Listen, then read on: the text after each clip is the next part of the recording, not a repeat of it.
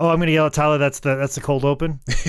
I thought it was. Hey, listen, I'm in a fighting mood, all right? I'm in a fighting damn mood, so I better not hear one more Tyler sucks chant. You hear me?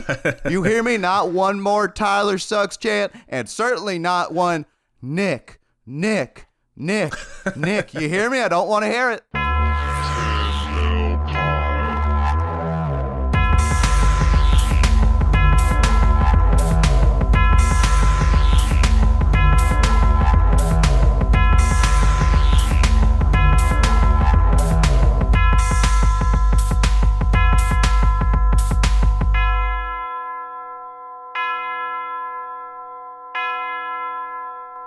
It was a pretty solid Tracy.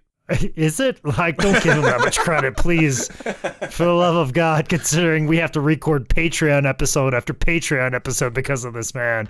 Don't give him an inch. Not today. Hey, you know, not today. Tracy Smothers, he started a couple riots in his day, you know what I mean? That was just a byproduct of who he was and how he rolled, Jake.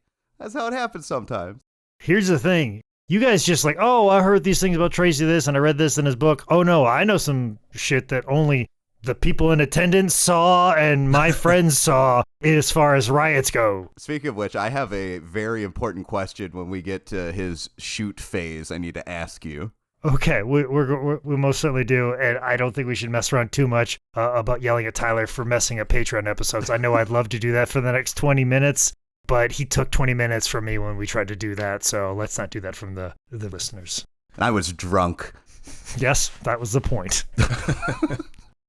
All right, this is Tim Bell Pod. What is this? Episode 2, Season 3. We're doing it. I'm Nick Alexander, joined by Tyler Wood. Hello. And we are, of course... wow, what's happening? Of course. we are, of course... joined by Man Scout Tar, part Man Scout, part bear something. Jake Manning. I like the new dynamic for season 3.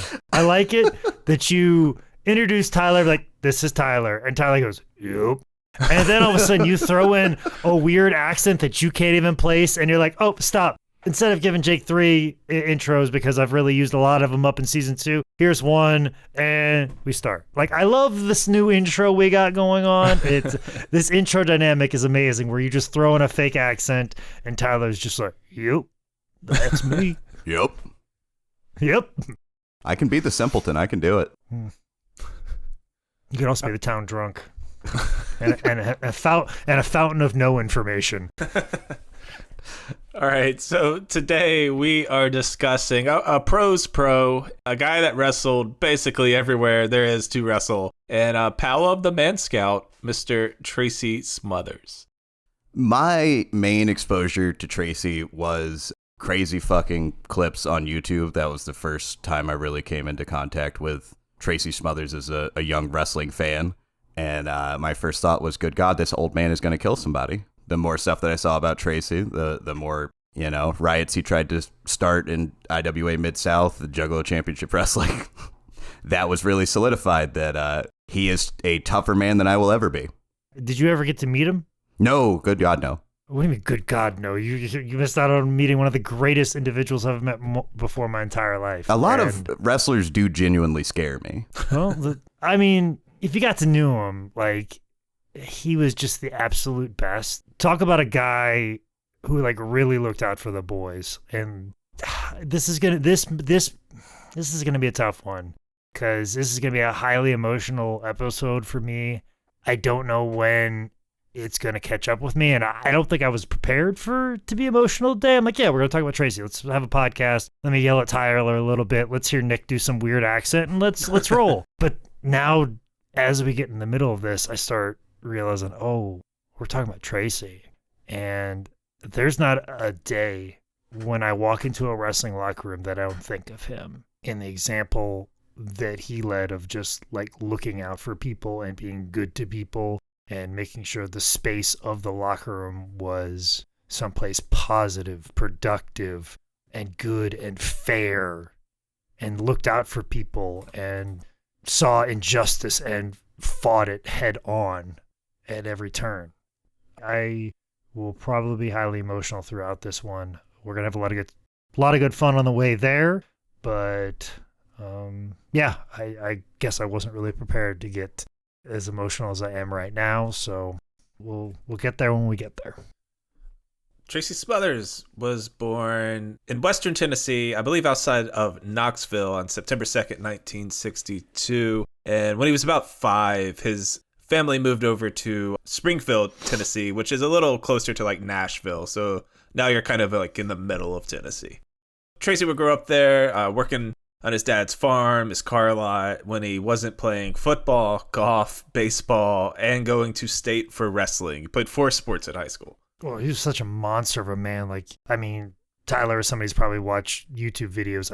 I don't think you really could get a sense of his size as an individual. When you shook his hand, it was like a catcher's mitt a little bit. And you see him, you're like, whoa, he's a lot taller than I thought. It's very similar in the sense when you meet Billy Gunn for the first time. You're like, oh, you see him on TV, and he's yay big and however big, and he's this big compared to Stone Cold and The Rock. And then you meet him in person, and you're like, Jesus, this is a large man. And that's kind of, Tracy has that same effect on people. If you just see him on TV and you're like, oh, this is an average sized dude, and then you see him, you're like, no, this is a large man. So hell of an athlete too. There's a lot of things in the ring that, you know, some people kind of forget the fact that he could hit a 619 and some of the other things. I think, like, if he went to a wrestling school or they had a crash pad, he probably would have tried a moonsault or a 450 because he's crazy like that. And then he's very, very deceptively athletic.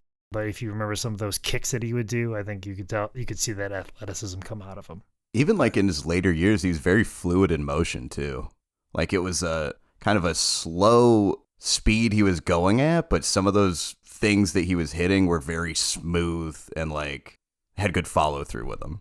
Oh, he for sure did. He'll knock your dick in the dirt, you know, right. Like he fucking hit you solid in the safe spaces, you know. Growing up, Tracy was also a big fan of pro wrestling, and he was mostly influenced by the companies ran by Nick Gulas, a little bit of Jerry Jarrett in there too. But, you know, he was in Tennessee. This is pre-cable, so he's getting all those Tennessee territories in him. Tracy was a big fan of Dutch Mantell, Jackie Fargo, Jack Briscoe, Bearcat Brown, and of course, Jerry Lawler. After high school, Tracy went to Carson Newman College, hoping to play football. Grades and a knee injury would kind of derail his time there at Carson Newman. It was at college that Tracy got his hands on some wrestling magazines. And again, he's growing up in like small town Tennessee. He's really not aware that there are other territories yet. So he gets his hand on these wrestling magazines. He sees that these wrestlers are traveling all over the country, all over the world. And this is when he was like, you know what? I'd be down to do this. Yeah, the access to professional wrestling at that time is just so limited. I can't remember who I was yelling at recently, but I was yelling at somebody how, like, and it's a conversation that's been had multiple times about people who were a fan during my era. You had to get a friend of yours who had cable to record the wrestling program and then bring it to you at school the next day. You would watch it and hand the VHS tape back to your friend. And that was the only way you could see wrestling, was by your friend recording it who had cable, or find some 30-year-old man who had like all of Toshiaki Kawada's best of tapes, and you traded them for bubble gum or whatever, or trading cards or whatever he needed, which it sounds very creepy, by the way. Like a young child, like, hey, what would you like, old man? What would you like me to do? I'd like wrestling.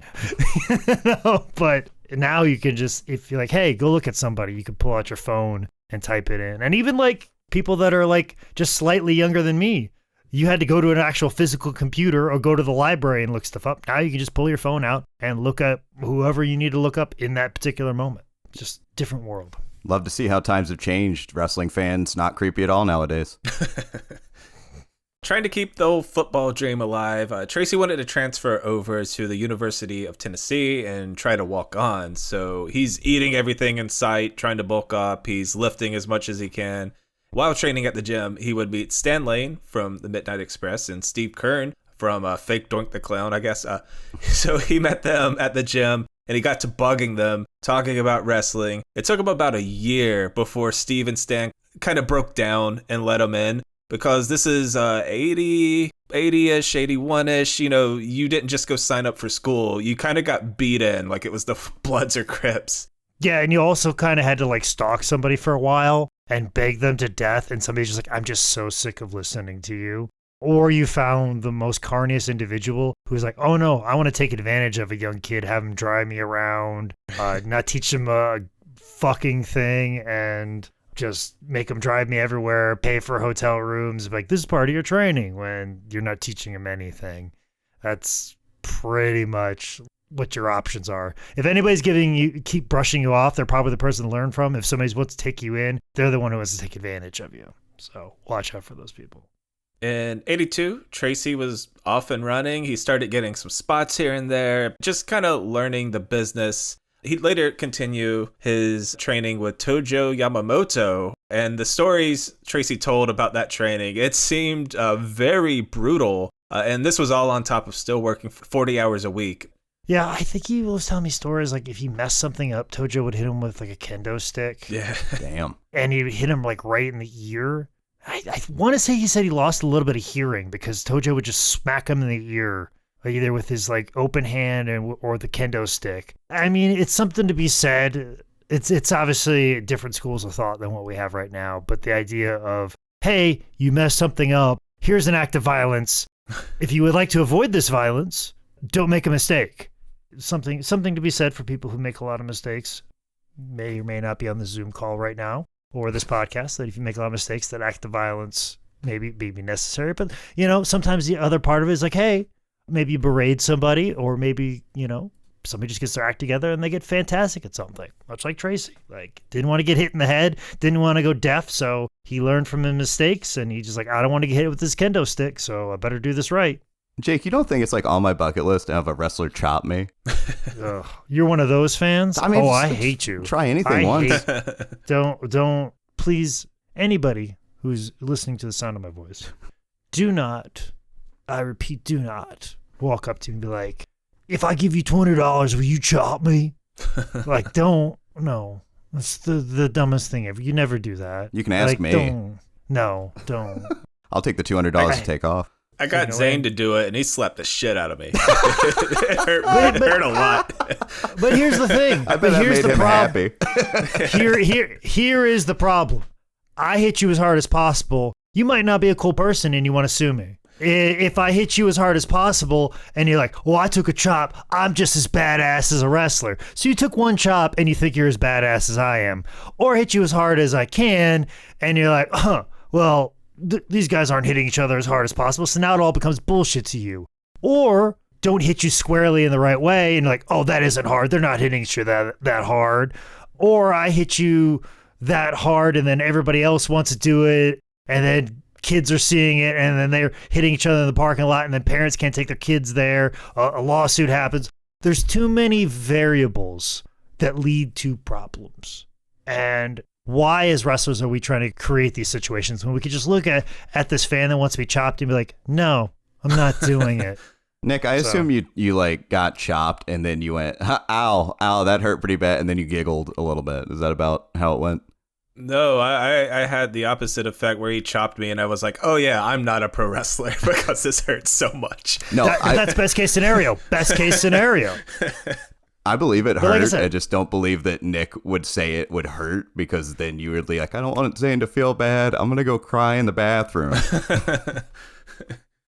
Another thing about sort of this time period and Tracy's training, he said that when he was training with Tojo, so this is how kind of closed off wrestling was, all of Tojo's students didn't know it was a work yet.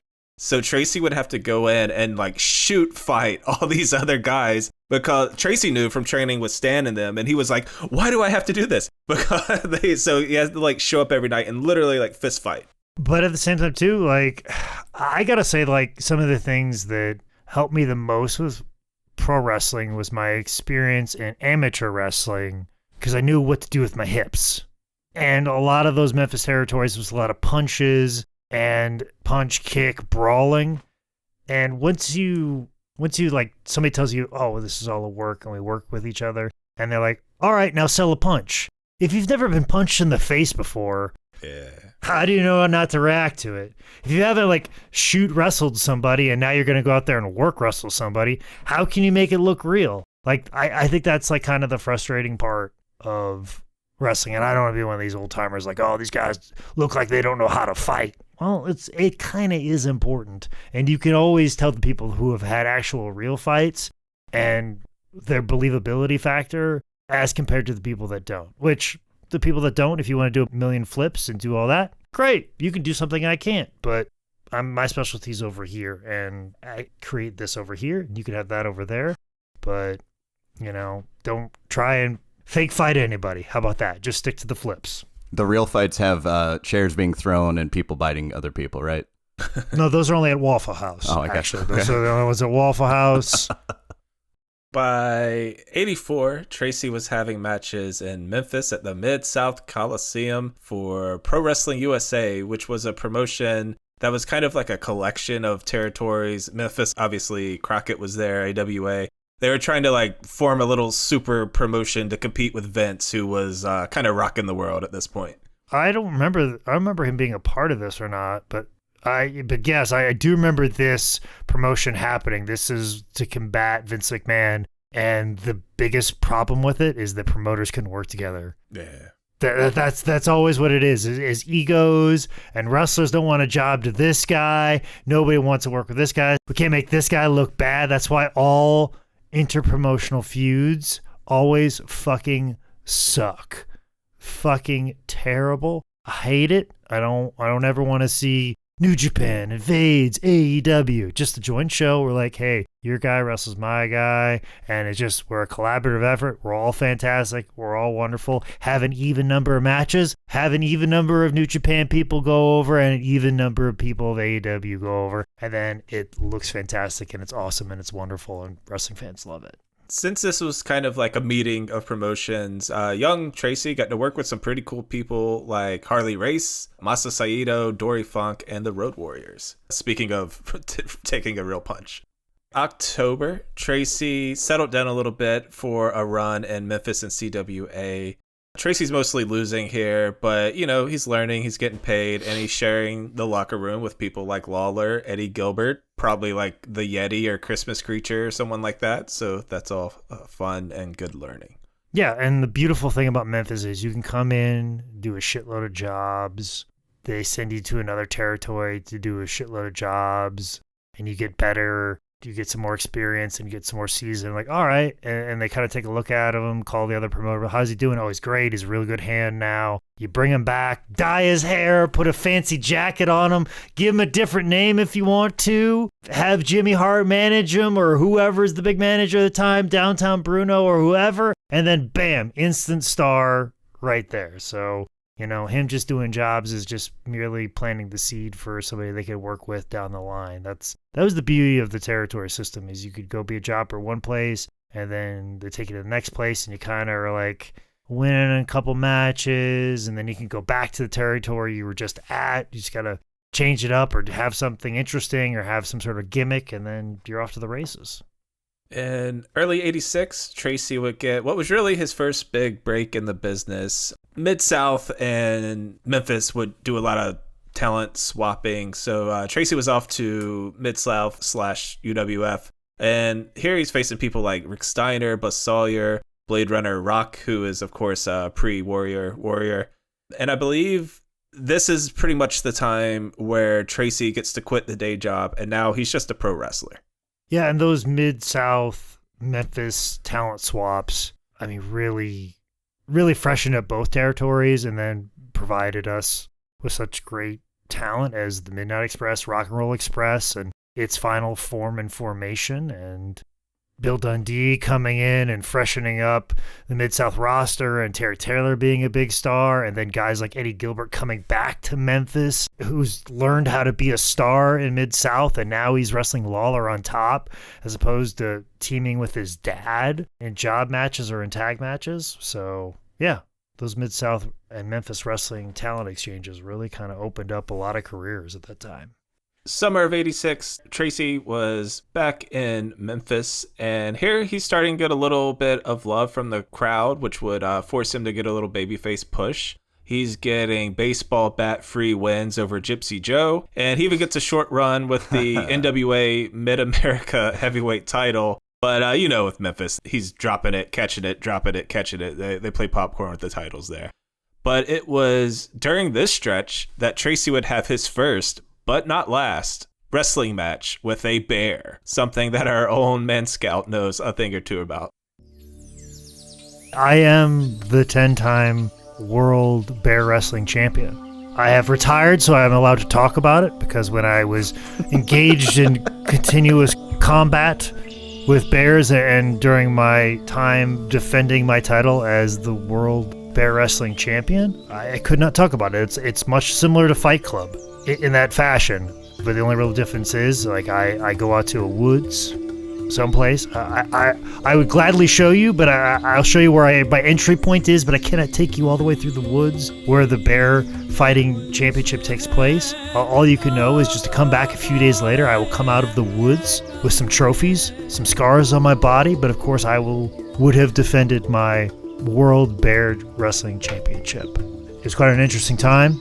It was a rough go. They have this very interesting double elimination round robin system. It's a little different than most tournaments, but luckily with my time with George South to just making up a tag team tournament with about 7 guys, I learned how a crazy tournament like that could benefit myself, and it's to get those early wins to be the number 2 seed, not the number 1 seed. That's not always the advantage in these tournaments when you're fighting bears. So I think that's kind of where me and Tracy bonded, was all of the combat that we had against bears.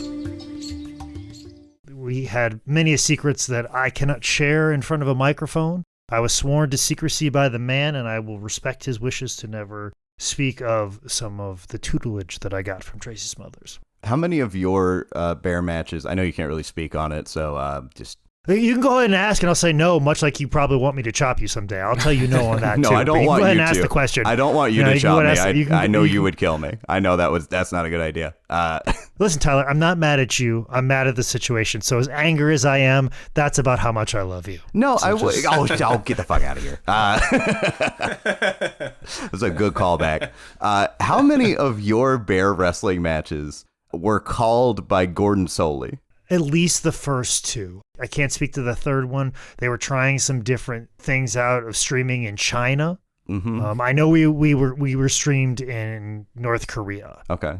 So we tried to go a bit more international with it. So obviously the commentary team had to speak fluent Korean. So that was very important. And also we had multitude of different commentators throughout that one. They tried it and it just never worked well, and then we never went back to Gordon when Gordon was the clear choice when it comes to commentating bear wrestling. He did a damn good job with the one I found on YouTube with Tracy wrestling the bear, and probably my favorite line in the whole thing is that, bears are natural wrestlers. They know the basics like a snap mare. They might not know the more advanced holds like a figure 4. And that little piece from Gordon Soley made me thoroughly enjoy that match. I mean, he's not wrong. They are natural wrestlers. And also, too, they are built for it because they have rounded off shoulders, so you can never lay their shoulders flat. Oh. It'd be like it would be like trying to pin a basketball.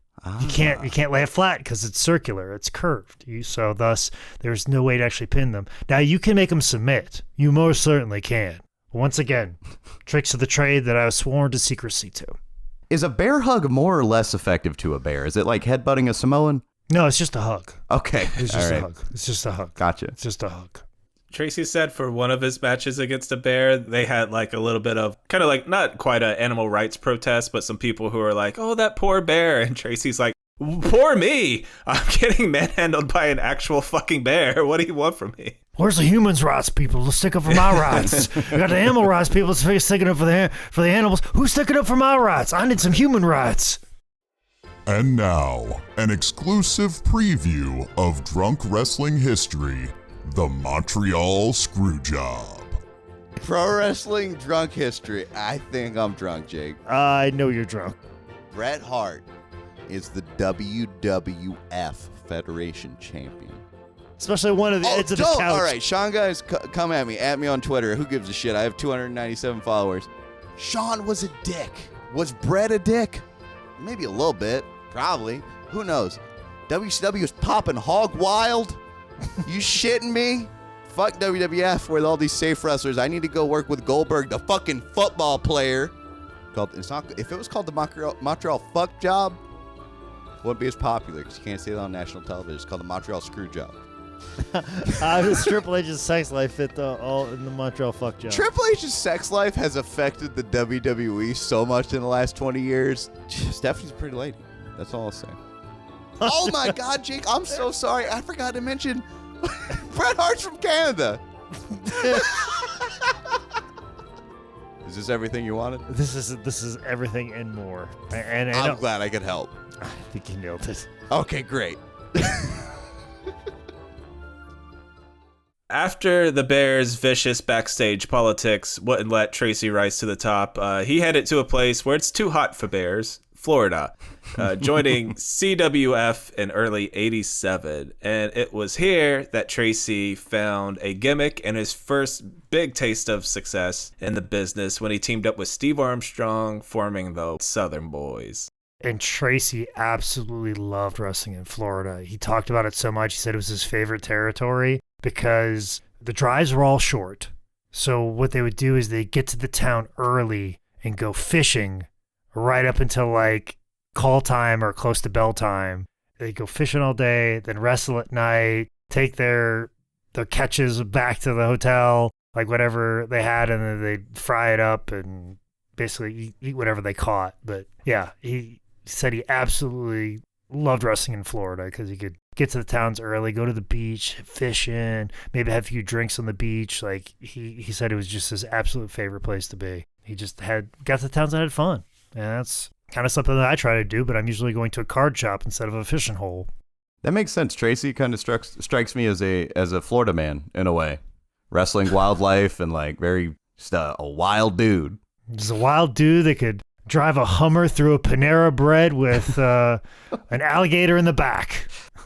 So this is the start of Rebel Flag Tracy, which I know can be divisive, especially here in 2023. Some people are like, that's my daddy's flag. And some people are like, whoa, that means slavery. But either way, Tracy said it was just a gimmick. He would have been Malcolm X if you paid him money. So we addressed it. If I may give a direct quote from an interview with Tracy Smothers, Cliff Compton, and Freight Train, he thinks Beyonce is the hottest woman alive. Yes. So he cannot be racist. Well, I don't know that it absolves everything, but let's contextualize the rebel flag was used a lot and very innocuous, and a lot of white people used it for a lot of different things. And then when you actually talk to a black person and they explain to you what that flag means to them, you're like, oh, yeah, I don't, yeah, let's throw this thing in the fucking trash. Like that's all it takes. And it took some time for white people to understand that. It took us a lot of white people a really long time to say that. Matter of fact, there's some people that are just up the road from me that haven't figured that out yet. So I feel like I'm right on the line of people understanding it because it's clearly up the street from my house. So yeah, the line hopefully is the North Carolina-South Carolina border. That's the line. I was thinking more just outside of Greenville County. There's actually a store that touts that they sell like Confederate flags there. So it hasn't quite made it there yet. So they're like, hey, this means slavery to these people. And when you put this flag out, you are basically saying, fuck you, I don't give a shit about you, which I don't feel like should be anyone's opinion on life. Because we're all connected, we're only human beings, and we should be all about pulling each other together. And if it means throwing away pieces of your history, look, I threw away 16 years of my life that I worked at highspots.com and just dumped that right in the trash. I think we can do that with the South and the Civil War. Are you equating high spots to slavery? Is that what I'm hearing here? I mean, there were aspects to it. Most certainly not comparing it. Most certainly not. No. No. Definitely, their plight was far worse than mine. But my plight was not positive. All right. I'm going to not say what I was going to say. No, should you? I don't even think I should have said what I said. I think we had a giggle, looked down at our desks, and went, all right, we're going to move on from this. Yeah, because I most certainly will not. I'm not going to pull a Tom Brady. I'm like, going to a football game is like going to war. I'm not going to say working at high spots was like slavery, okay? Like, that is not most certainly what I meant whatsoever at all, and that is not where I was going. But Tyler went there because, you know, he's a shitbag. Hey, I'm having a giggle. It's all right. I mean, no harm here. All right, so the Southern Boys would usually hang out in the wing column, and they got a title run. They worked with people like Midnight Express, which is always good, Mod Squad, and the internationally feared Mulkey Brothers. For the end of 87 and into the summer of 88, the Southern Boys did a tour of CCW, getting a run with the Continental Tag Team titles before heading over to New Japan to finish out the year. So Tracy is already pretty well traveled. Back in the States in 89, Tracy and Steve went their separate ways for just a bit. Tracy headed to USWA, where he was doing a good bit of singles work. He was also tagging with John Paul, who did a lot of enhancement work in WWF. In August 89, the Southern Boys met back up in Florida, and after Tracy knocked out some Japan dates, he and Steve were off to WCW in April of 90. And we just kind of like moved past this, and I probably should put it here because I don't know exactly where to put it, because Tracy was kind of viewed as like the other Armstrong brother. I don't know exactly how it happened, but like the specific story on it, but Tracy always referred to Bullet Bob Armstrong as like a father to him. And Bob, you know, treated Tracy like a son, and the fact that he was teaming with his son Steve, like, it was like automatic, like, yeah, you're a part of the family, Tracy. And obviously kind of looked like him. He had the curly hair, so he looked like a brother of Brad for sure. Definitely fit in with that family as far as like the looks department. But you know, Tracy always had such a high regard for Bullet Bob Armstrong, and it was a camaraderie that was kind of like based around just hanging out and getting high. Like, Tracy has this amazing story where it's Steve Armstrong, Bullet Bob Armstrong. They're in the back of a van. They pulled into a parking lot, and they're just going to smoke a little weed. And they were just sitting there getting high, laughing, having a good time, cutting up. And all of a sudden, like, somebody tried to break into the van. Somebody, for whatever reason, didn't think anybody was in it, so they were trying to like, oh, what's in this van? Are there some tools or something like that? Smells like weed. I bet weed's in this van. Yeah. or whatever.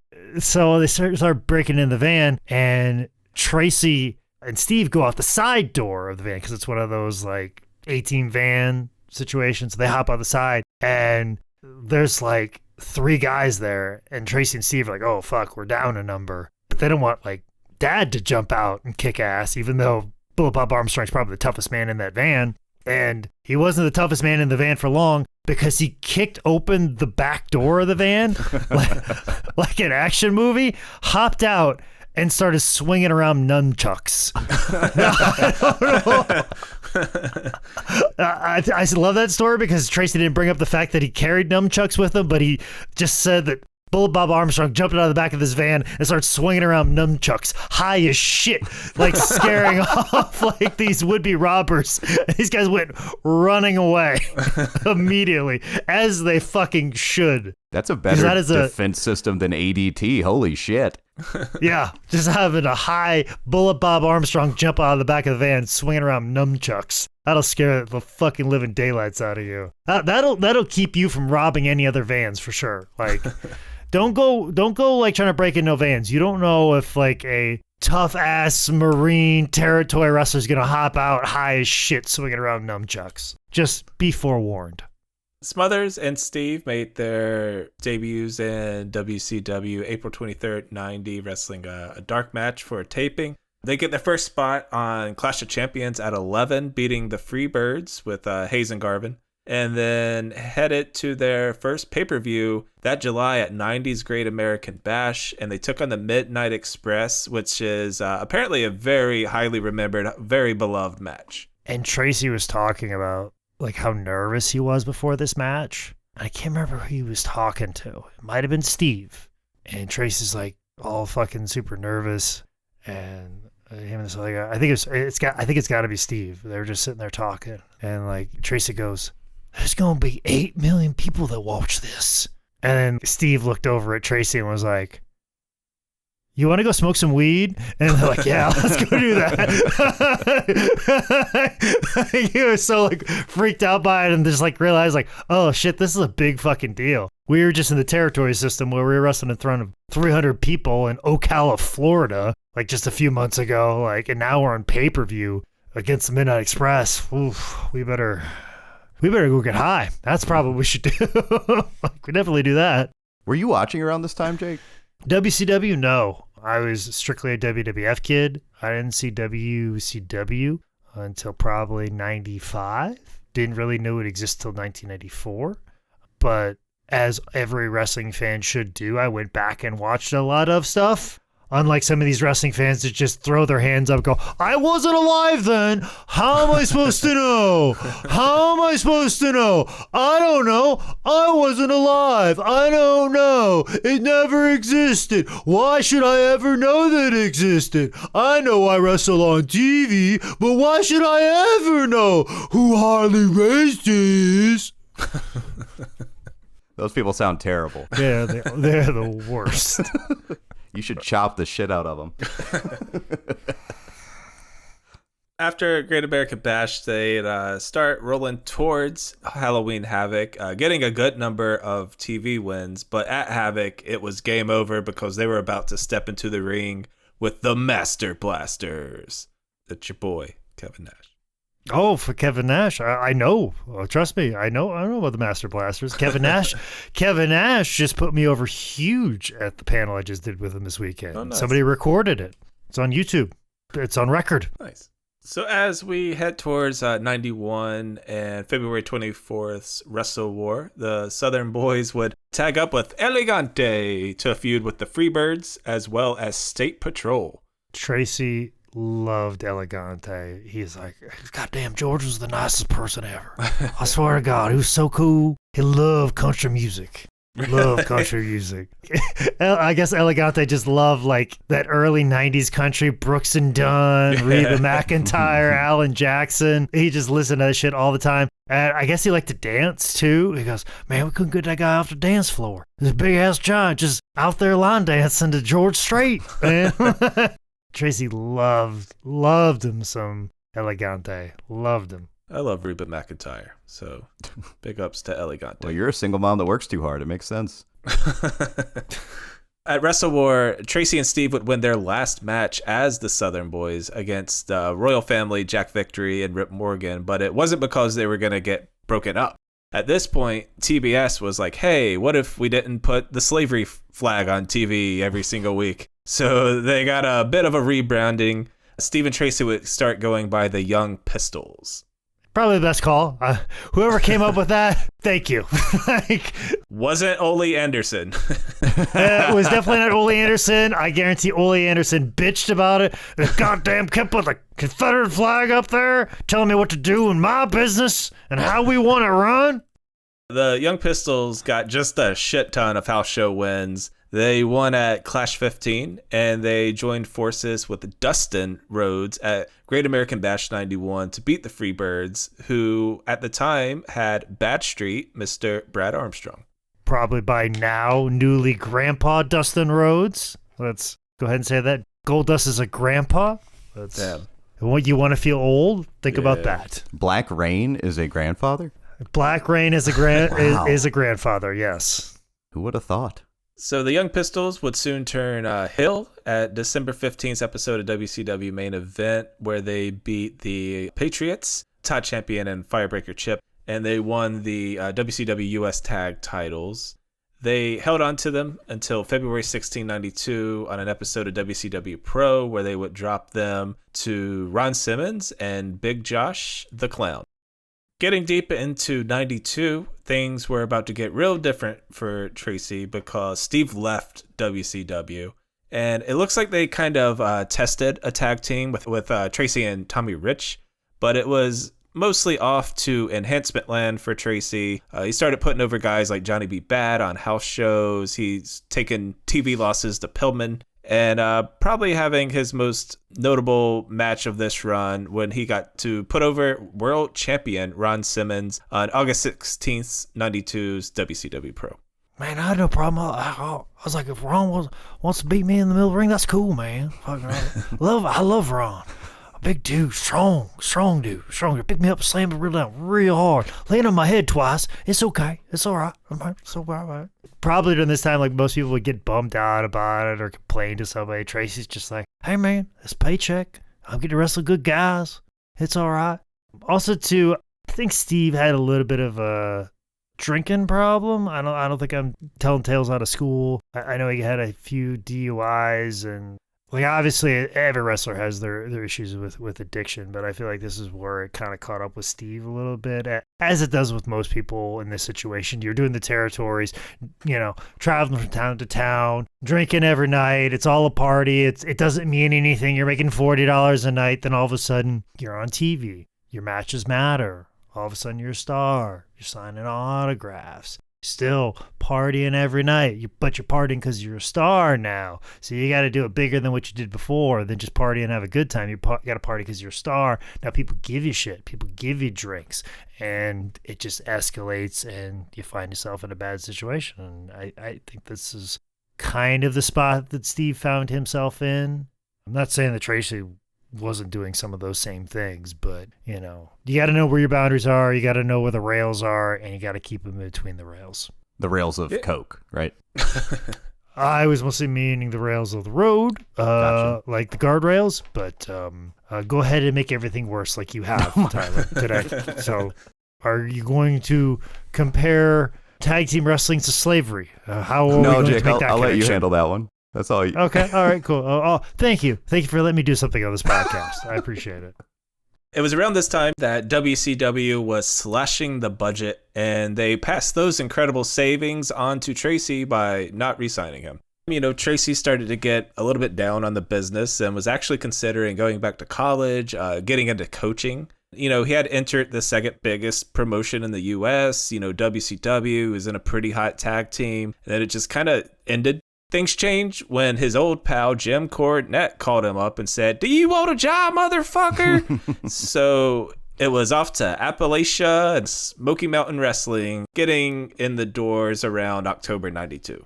You want to sleep in your own goddamn bed? Come on back home, you goofy motherfucker. Come on down. You beat the shit out of all these motherfuckers. You can wave that southern flag around all you want. I don't give a goddamn. If we go up to Hayside, Virginia, they got it painted on their school door. Hayside, Virginia call themselves the Rebels. They want you to wave that flag. I want you there. I want to make you a star, Tracy. I need you. You call yourself the Wild Out Southern Boy. I knew you couldn't call yourself that because Tommy Rich was standing right there, but Tommy Rich ain't standing here. He ain't standing here in Smoky Mountain Wrestling. I need you, Tracy. I need you to come on down here. I need you to come on here and have sex with my wife. I didn't say that. If you want to, you can. But I'm just saying sometimes that comes out of my mouth. Yeah, I don't really mean it sometimes.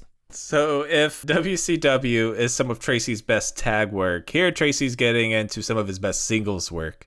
He'd have a nice win streak. He'd win the Smoky Mountain Beat the Champ TV title in a 4-way, December 12th, 92 on Smoky Mountain TV. He held on to the belt till February 8th, where he lost it to the Night Stalker, who was Brian Adams before he had the accident in the nuclear power plant that turned him into Adam Bomb. Well, he wasn't carrying around that axe. He wouldn't have had that accident. Which is, if I remember, Night Stalker had this huge-ass fucking, like, He-Man axe. Like, you need to put a weapon in that fucking man's hand to look intimidating. At Bluegrass Brawl, April 2nd, Smothers beat Dirty White Boy in a chain match to win the Smoky Mountain heavyweight title. Listen, I want all my shows to have names of something from Tennessee or Kentucky. I want Bluegrass Brawl. I want Rocky Top Rumble. I want Smoky Mountain Smoke Off. I want whatever there is. Moonshine Rumble. All of it. Anything related to Kentucky and Kentucky Fried Chicken Tag Team Tournament. That's what I want. I want anything related to Kentuckiana. If you say any New York shit, I'm going to tell you to get the fuck out of my territory. You know, you know what Jim Cornette's favorite Southern fast food chain is? Cookout. Jesus Christ. All right, we can move on now. Well, we've hit our quota for saying the word cuck somewhere in the episode. I feel like that's an overarching theme of the podcast. I know we were going to do a bit where we were going to sell the podcast to somebody, much like the WDB was going for sale, but we never circled back to that. But I guess apparently the theme for season 3 is cuckolding. So this is us just quietly putting offers out to anybody who's interested in having sex with any of our girlfriends while we watch. I guess that's what this podcast is really, that is our agenda for season 3. Tracy would have a nice little run with the title, holding off Dirty White Boy in a bunch of rematches around the house show loop. He defended against Robbie Eagle, a.k.a. Stro, which is a North Carolina Wrestling WCW deep cut. Oh, my goodness. Also, I almost trained with him. You almost went toe-to-toe with the maestro. I almost drove 20 minutes up the road to Jacksonville, North Carolina, and trained with the same man who trained Joey Sylvia. Yes, I did. Oh, shit. Yeah, I don't know if I can tell that one story about him. You want me to Google what he's been up to, how frequently he's on Facebook? I definitely know he went out on a date with somebody that I know, and he brought magazines that he was in to show the girl's family. Like, look, I'm a wrestler, and here I am in this magazine. I think he might even brought like VHS tapes of all his matches and wanted to show the girl's parents like he was a wrestler before he went on this date with her to show off to the parents. That shows me he's a true wrestling fan, that he's trying to make strangers watch wrestling tapes. There you go.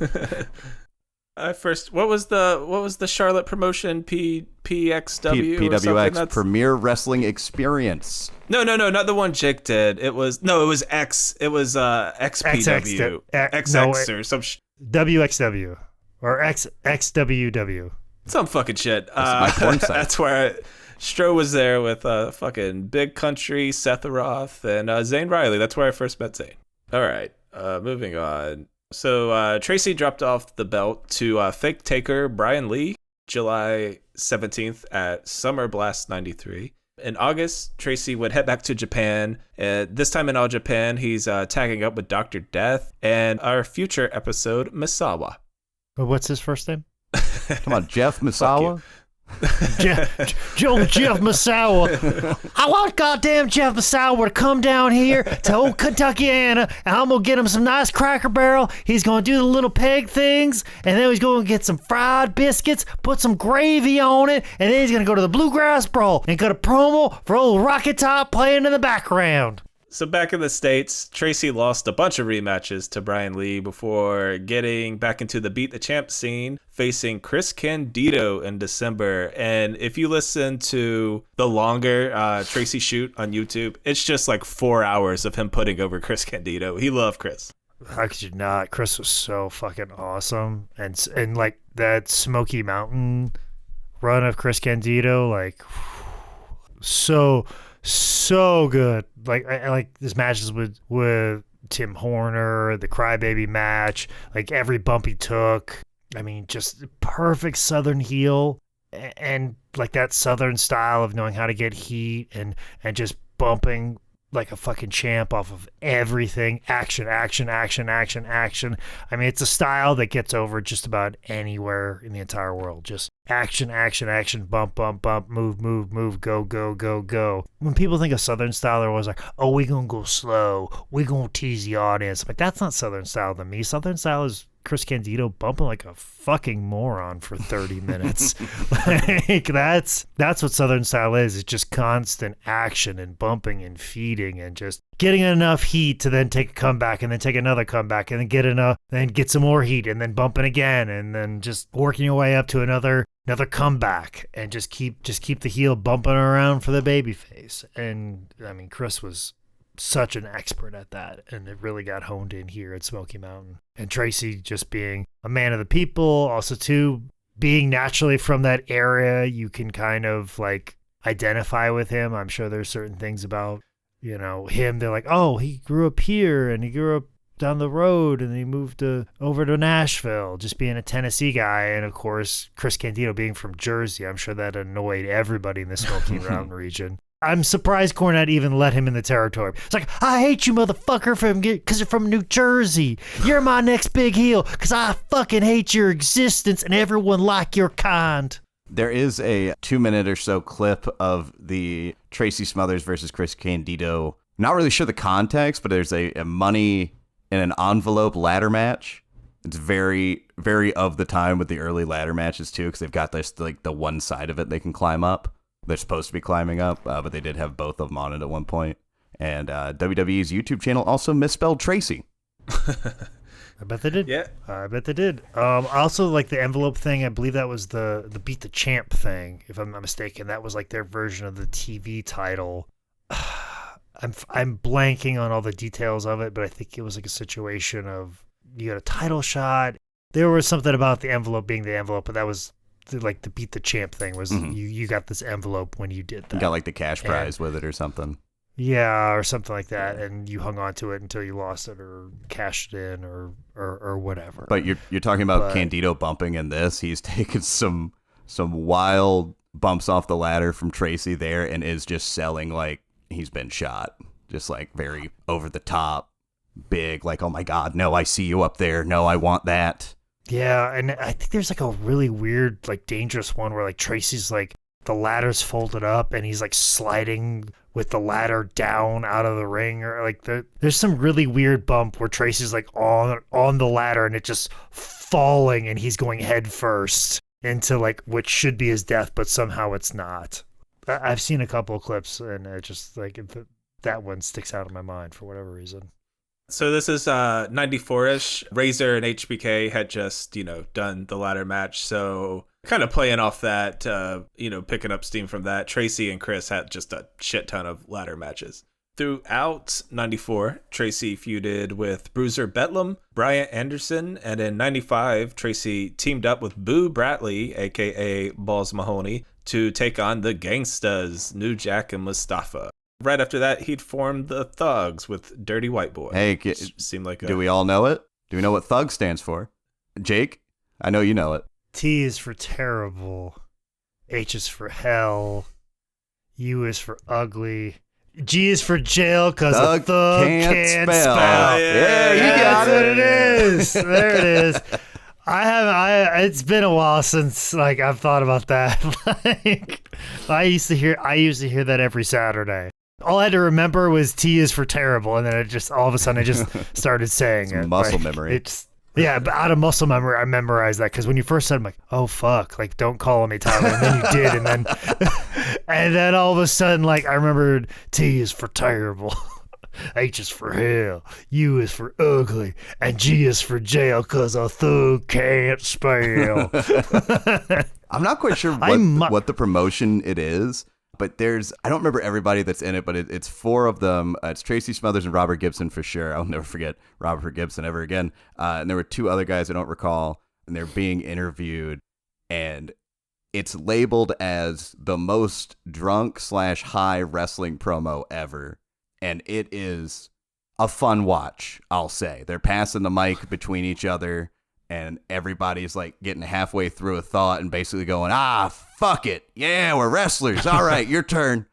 You seen this? Yeah, there's like this thing about Southern wrestling that you have to yell and you have to like show so much excitement.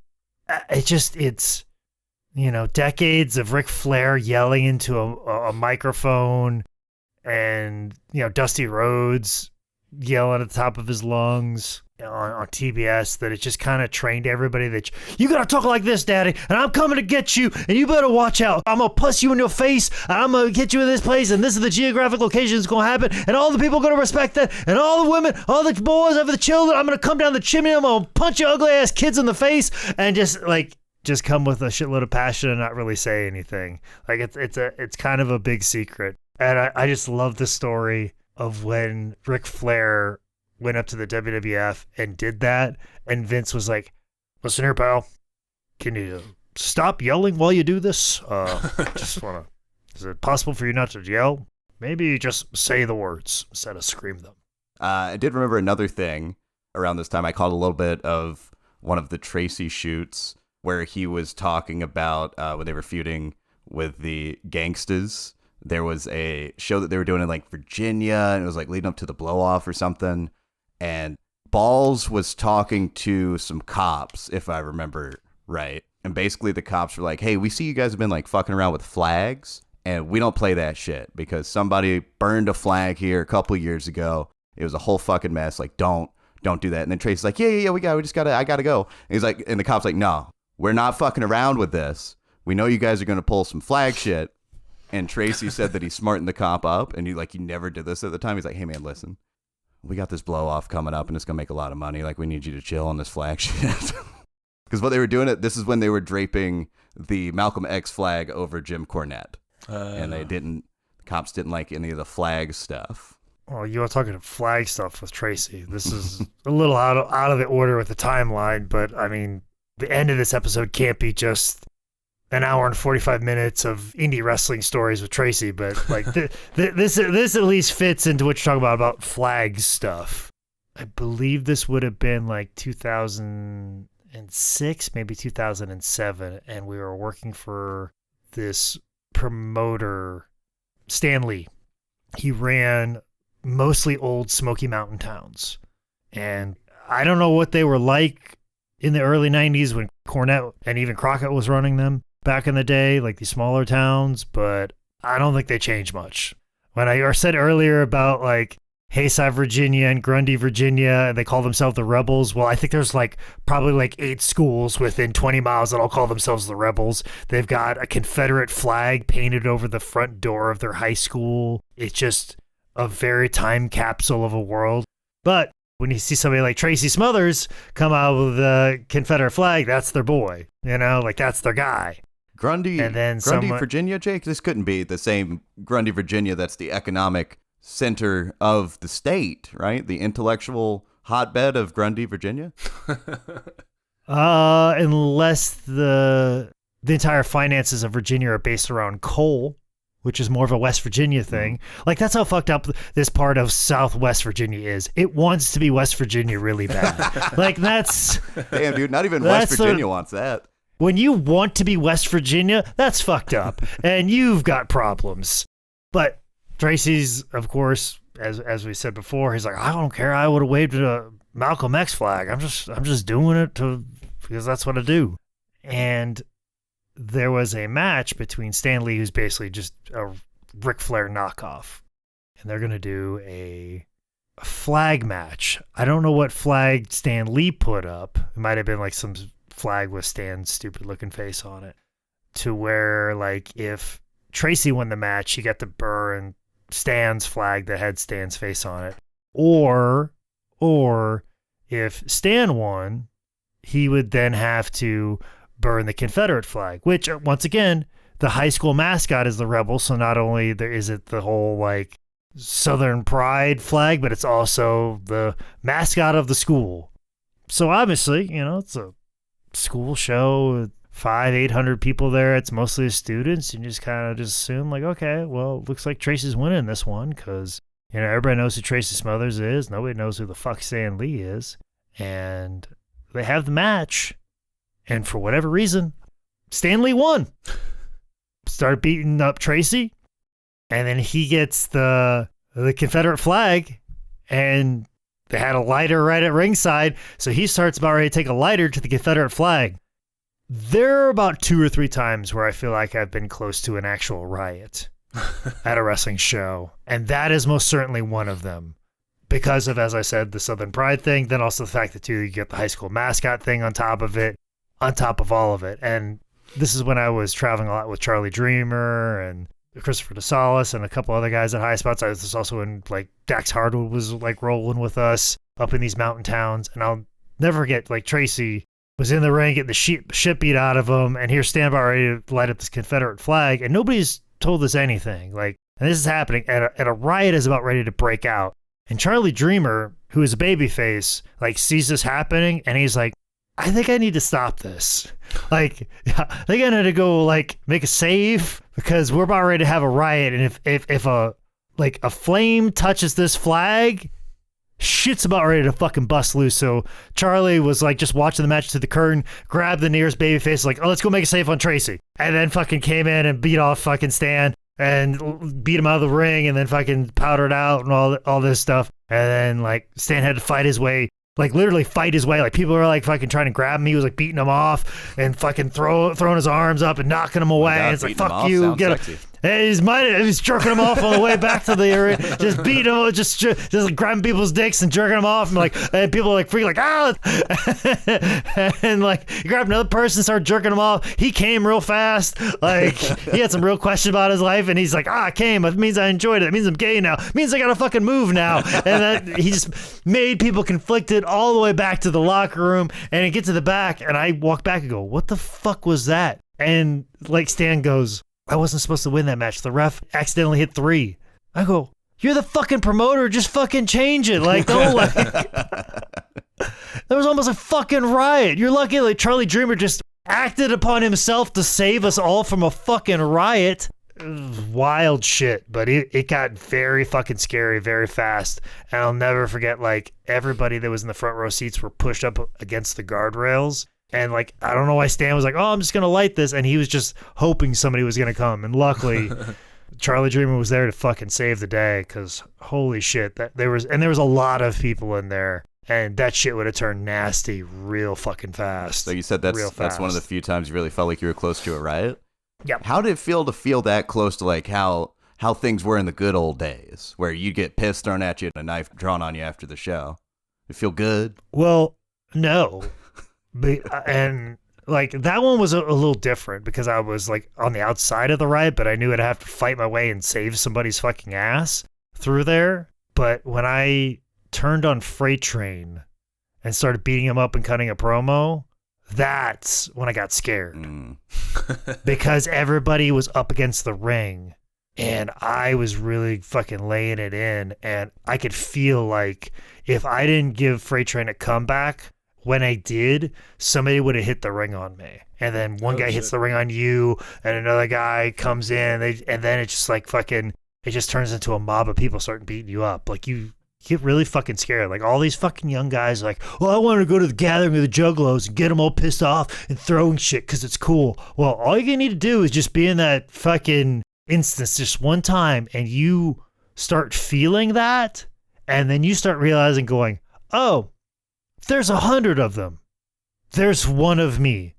They literally could rip me apart like a fucking zombie movie. And I'm standing here like fucking Jon Snow at Game of Thrones, and people are just running at me, and I'm just holding up a fucking sword like I'm some sort of fucking badass. And unless somebody comes out of fucking nowhere, I'm fucked. America is getting more and more dangerous each and every day. Break-ins and violent crimes are at an all-time high. Do you worry about your family's safety? We know you do. That's why we here at Tin Bell want to offer you this one-of-a-kind home security system. For the low monthly rate of only $9.99, you too could have a Bullet Bob Armstrong with nunchucks that lives in a van outside of your house. That's right. For roughly the cost of a Dave's single combo at Wendy's, you could be safer than ever before. Hear that, Jim Cornette? Oh, by the way, did we mention he's high as fuck? Because he is. He handles the nunchucks better that way. Order yours today at the Tin Bell Pod Patreon. Did you guys ever talk about him being in the middle? Because a few of these happened later also. But like how often Tracy is in the middle of just these fucking near riots? Well, he provokes people. Like, yeah, damn right. He understands that sometimes like pro wrestling is about good guys and bad guys, and as a wrestling bad guy, you have to say something to make people mad. Well, is saying something that is hurtful, mean to somebody and a large group of people, and can be rather problematic when you look back and read it verbatim. I have said some terrible things, and I will gladly apologize to anybody that saw me at WrestleCon in Orlando at any moment in time when I was doing my gimmick at Wrestling Revolver. I will apologize to that to the end of the day, but I was just trying to make people mad so that way a good guy can come out and get me. And that's sometimes what pro wrestling is. You look at MJF, he is purely out there to piss people off every single week, so you want to see somebody beat him. And gutturally, that's what pro wrestling is to me. Like, that's what the type of pro wrestling that I like, is finding somebody that people absolutely despise and say the thing that people don't want to fucking hear, hate hearing, dislike hearing, disagree with every fiber of their being. And then somebody who they absolutely love coming in and kicking that guy's ass. When pro wrestling has really, really, really worked, it's been that. And I get why we can't do that anymore, and I get that there are different ways to get heat, but when somebody stands in the middle of a ring in New York and says the lines, if Bin Laden would have been smart, he would have took out the bridges, because he would have done that, y'all would have been fucked. That was against Sue Young, WrestleCon 2019 in New York. It was at Redacted's penis party, not the usual Redacted, a different one. And yes, that was a fucking great match to watch. There was barely any wrestling in it, but by far, it's my favorite thing I came across in this research. Tracy's only note, because he was like, man, I like Sue, but what do I do? I don't know what I do. What do you want me to do? I don't know what you want me to do. And Michael, who helped put the show together, goes, Tracy, all I need to do is just make people mad. And Tracy's like, okay, all right, well, and Tracy's like walking with, and Tracy's like walking with a fucking like cane. He goes, I can't do a whole heck of a lot, but I can make people mad. I can definitely do that. And he proceeded to make everybody mad, like flipping off like women and go, fuck you, bitch. What do you know? There was a really good line. I think it was when Sue went in the back to get the giant inflatable penis. Just like a typical woman, always run off when you need her. Yes, that was it, yes. Dude, there was a woman in the front row with blue hair, and it's exactly who you think it is. And she got so fucking mad and took all the shit he was saying to heart. And it was the funniest goddamn thing to see how mad she got. I respect the fact that she enjoys professional wrestling differently than most people. And she's like, no, wrestling shouldn't be this way, and wrestling should be this way, but wrestling is still an art form in a sense. And boy, Tracy was an artist. Yes. And you could do one of two things: get legitimately mad, or see it for what it is, where he's just trying to make somebody vehemently mad, and he doesn't really mean any of this stuff. Like, if you ever met him, like, that man would give his shirt off his back. Like, if he saw that woman in the front row who he made so mad, if he saw her on the street and, like, she had a flat tire or something, or she just got her purse stolen, or she didn't have any money to get on the subway or something, Tracy would be the first person to give her money, change her tire, give the shirt off his back, give his last dollar to her. That's who he was. That's who he was as a person. As a performer, when asked to make a group of people mad, he was the fucking best at it. And that whole performance is incredible. And I had a really shitty weekend, and I really don't like big cities. I can just honestly say it. I don't like big cities. I grew up in a town of 82 people. I try every week to like a city, but it between the parking, between the people, between just like, why does this have to be so hard? Why does every place have to fucking have a line? Why does this all this have to fucking be a hassle and suck?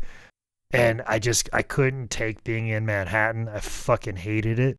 And for somebody to just insult New York to its fucking core for 15 minutes, God, that made me feel so good.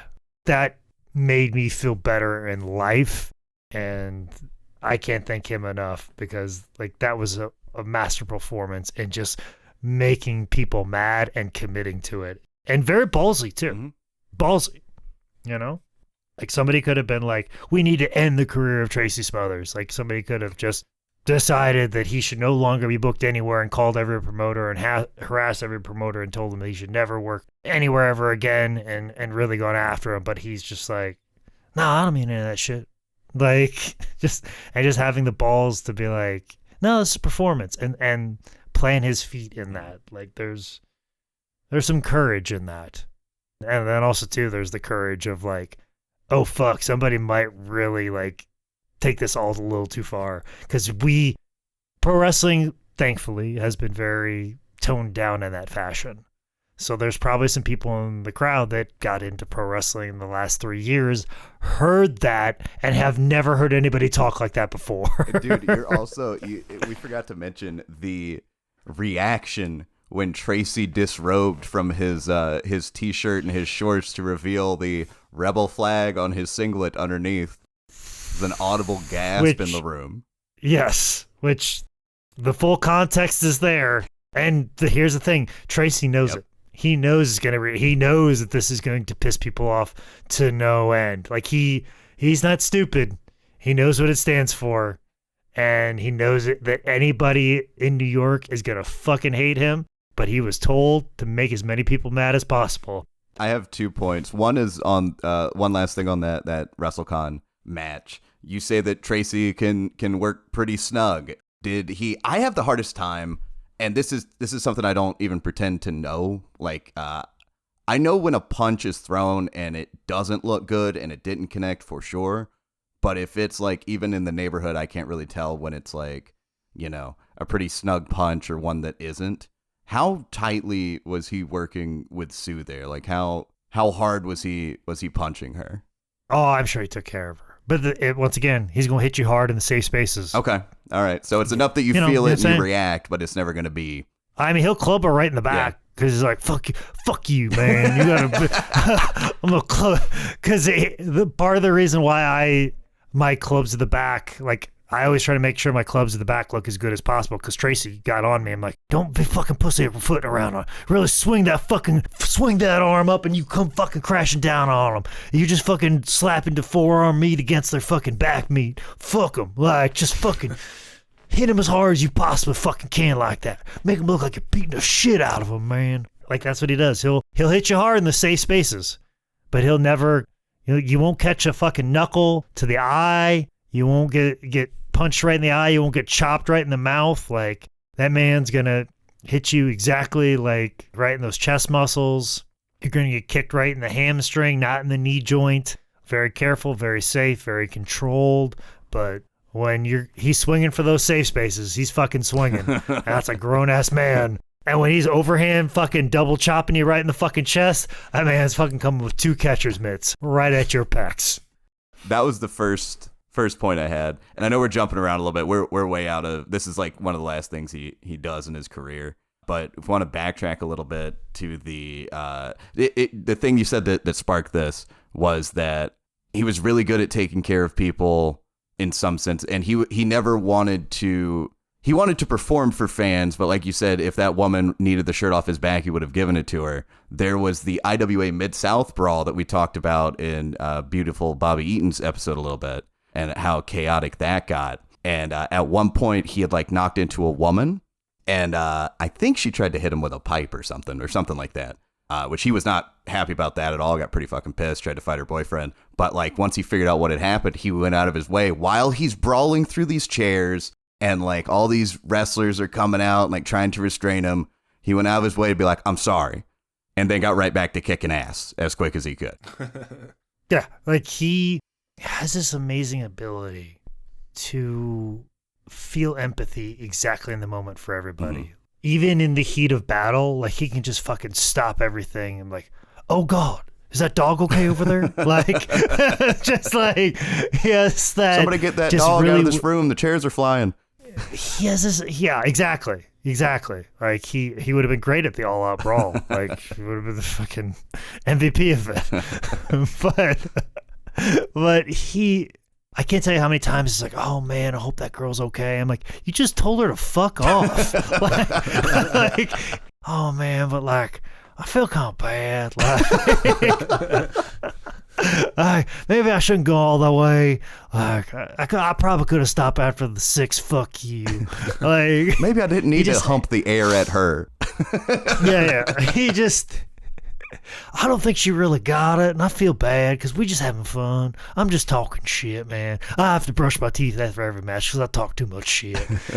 And also, too, if a wrestler does something stupid and harms a fan, like Tracy would be the first person to yell at you. Like, he'd be the first person to the curtain, like, what the fuck you doing, man? You're trying to kill this fucking town? These people pay good goddamn fucking money. I don't expect that bullshit.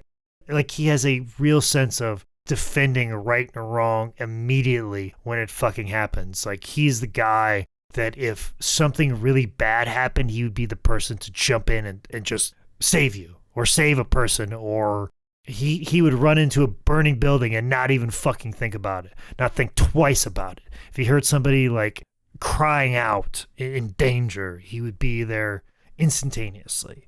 And he has also a sense of fairness. If he sees something unjust, or even somebody having a bad day, like somebody like yelling at somebody and taking it out on other people, like Tracy would be the first person like, hey man, calm down. It's okay. It's okay. It's me, Tracy. It's me, Tracy. Just talk to me. Talk to me. If you want to yell at me. It's okay. It's okay. It's okay. He has his way of finding people that are mad, angry, damaged, hurt, and he just has this ability to walk up to me like, hey man, it's okay. It's okay. It's me, Tracy. It's okay. It's okay. It's okay. I got you. We're okay. Let me talk to you. Talk you down. Don't talk to the cops. Don't talk to the cops. I have a shitload of weed on me. Don't talk to the cops. I like that that's the idea where he's like, hey, man, you need to calm down. I got a lot of drugs on me, all right? We're all friends. I'll share them with you. You just got to calm down. We'll go smoke a joint. We'll smoke it right now. Just calm down. I got a lot of shitload of drugs on me. I got Bob Armstrong in the back of the van. We're going to chill out. I'm going to chill the fuck out. He's gonna put the nunchucks away. It's okay. Like, I've got him disarmed right now. We're good to enter the van. He has that ability to do that, and that's why I love him, and that's why everybody else loves him. Back in '95, this is going to be the last year of Smoky Mountain, so Tracy would start splitting time in USWA, tagging up with yet another Armstrong. This time, Jesse QAnon James. After a run in IWA Japan, Tracy would start the next chapter of his career when Cornette hooked Tracy up in the WWF. And Tracy was given a new name, Freddie Joe Floyd, which apparently was like a play off Jack and Jerry Briscoe's real names. It was kind of a rib a little bit. Yeah, that's why he was from Oklahoma, and like they just... He's a country boy, but we can't do Southern country boy, so let's do Midwest country boy. Like, I'm surprised he wasn't the Iowa Hawkeye, to be really quite honest. Freddie Joe Floyd. That's why he was from Oklahoma, and Tracy's like, yeah, fucking sucked, but I had a job. That's kind of what he was like. But Tracy, famously, about this time, because obviously Freddie Joe Floyd did not go on to be the superstar that, you know, Stone Cold Steve Austin and Rock and Hunter Hearst Helmsley, he did not go on to go do that. And, you know, you'd be like, well, that gimmick was kind of shit. Well, maybe so. But also, too, as Tracy always puts it, the reason why his career never really went big in the WWF at this time is he was sitting backstage, maybe the first couple weeks in the company. Everybody really liked him. They liked having him around. And also with Tracy, Tony Anthony went up and he played T.L. Hopper, and he was basically a plumber that wrestled because it's the occupational gimmicks. And, you know, once again, Tony Anthony, he's just a company guy. I'm like, all right, you want me to be a plumber and be a wrestler? Sure, why not? Jim Cornette's made me do a lot weirder stuff that had some sort of connotation to Kentuckiana. Sure, why not? So he's out there wrestling, everybody's watching the monitor, and Undertaker is just talking shit about Tony Anthony the whole time. Like, ugh, this gimmick is so stupid. Oh, this is terrible. Oh, awful. Just going on and on and on. Just almost kind of burying Tony Anthony, even though he's just doing what he's supposed to. You know, he's supposed to put the plunger on the fucking job guy's face. That's what was asked to do. So Undertaker's just burying away Tony Anthony, and all of a sudden Tracy's like, once again, it's got to stick up for the little man. Tracy goes to Undertaker, goes, yeah, I know what you mean, Mark. Things just need to be more believable. By the way, how long you been dead? And as Tracy said, at that moment, I was fucking buried. I was fucking done. Fucking Undertaker hated me. I didn't stand a fucking chance. I should have just fucking left, said fuck you, bye. But no, I stuck around and jobbed to fucking everybody. That is not a kind goth ginger. Yes. Also, too, there's a really great story that Tracy told about this time, because obviously, you know, Shawn Michaels is huge at this time. He's like the fucking man. And there was like a little animosity towards Tracy because he was kind of like an adopted Armstrong son. And for a while, Shawn Michaels fucking hated Bob Armstrong. And you can kind of tell, like, anytime you see it in any one of the, like, the biographies or the DVD sets to, like, Shawn Michaels' career. He always talks about when he went to Southeast and Bob Armstrong was the booker. He kind of gets a little dig in there because basically they had the Rockers come in. And I think it was, like, just after they had the WWF thing. They had the little bar fight thing where he broke glass over his head with Jimmy Jack Funk. And then they fired him. And then they went to the Pensacola territory. And they were there for a few weeks, and then they were just gone. I think they went to AWA at the time. And the reason why they left so quickly is because Steve and Tracy became available. So Bob fired the Rockers because he knew they would go get a job somewhere else because they were just so talented and amazing. But he wanted his sons to come back home, and like obviously Steve was going through what he was going through, so it was probably best that he comes back home for a little while, does the home territory, makes some money, look out for his kid. And firing the Rockers, they'll land on their feet, they'll go to the next territory real easy. Where probably Steve needs to come home, do this Pensacola territory, and just kind of get right. But fucking Shawn always would talk shit about Bob Armstrong. Well, it got back to Bob Armstrong, the toughest motherfucker in the world, who will jump out of a fucking van swinging nunchucks. So, WWF 1995, Pensacola, Florida, Bullet Bob Armstrong fucking kicks in the fucking door and just starts looking for Shawn Michaels, walks right over to him, and he goes, "Hey, you got a fucking problem with me, Shawn? You got a problem with me giving my son a fucking job? If you got a problem with me, all you gotta do is just fucking tell me. Tell me right fucking now." And like got in his fucking face. Keep in mind, I'm sure Shawn's been a dick to everybody backstage and nobody wants to fucking help him as this old man with the largest forearms in the world from swinging nunchucks around 24/7. Like nobody wants to get in between him and Shawn Michaels. And Shawn's like, "No, I don't have a problem at all. Sorry. And Bob's like, "That's what I fucking thought." And then left. Like, damn. And Tracy saw the whole fucking thing happen. I don't want to talk shit about Shawn, but he got he got put in his place a lot. Here's the thing about Shawn: when he got put in his fucking place, he was like, "Yep, you're right. I'm an asshole." I got to give a guy credit, and he's like, "Yeah, that was fucked up. I was a real dickhead. No fight, no fuss, whatever." Like, if anything, that's kind of taught me when people call me out for being an asshole, I go, "Yep, I'm sorry." And then like even made me proactively go up to people like Wheeler Yuta, who was like, "Yeah, I remember when I went to a PWX show one time and I have to go to Wheeler Yuta. I'm like, "Hey, was I a fucking dick to you?" And he goes, No, you're all right." I'm like, "Okay, cool. I just want to make sure." Sometimes I have to do that a couple of times when people said that they ran into me in like 2011 or 2010 or 2009. I have to be like, "Was I a dick to you?" If so, I'm sorry. I'm sure Shawn has to do that a lot. Who has said yes? Nobody offhand, but some people I look at them like, "Oh, fuck, I was a dick to him." And then I just avoid them. 99% of the time, they're not wrestling anymore, and they shouldn't have been to begin with. Because if Man Scout being mean to you is going to be the thing that runs you out of wrestling, well, maybe you didn't love it. Much in the same sense of Jerry Seinfeld being a dick to every young comic. Where he's like, "Hey, if you really love comedy, you don't give a fuck what Jerry Seinfeld says about you." What, you got torn up because I said you had a little dick? Why can't you just take it?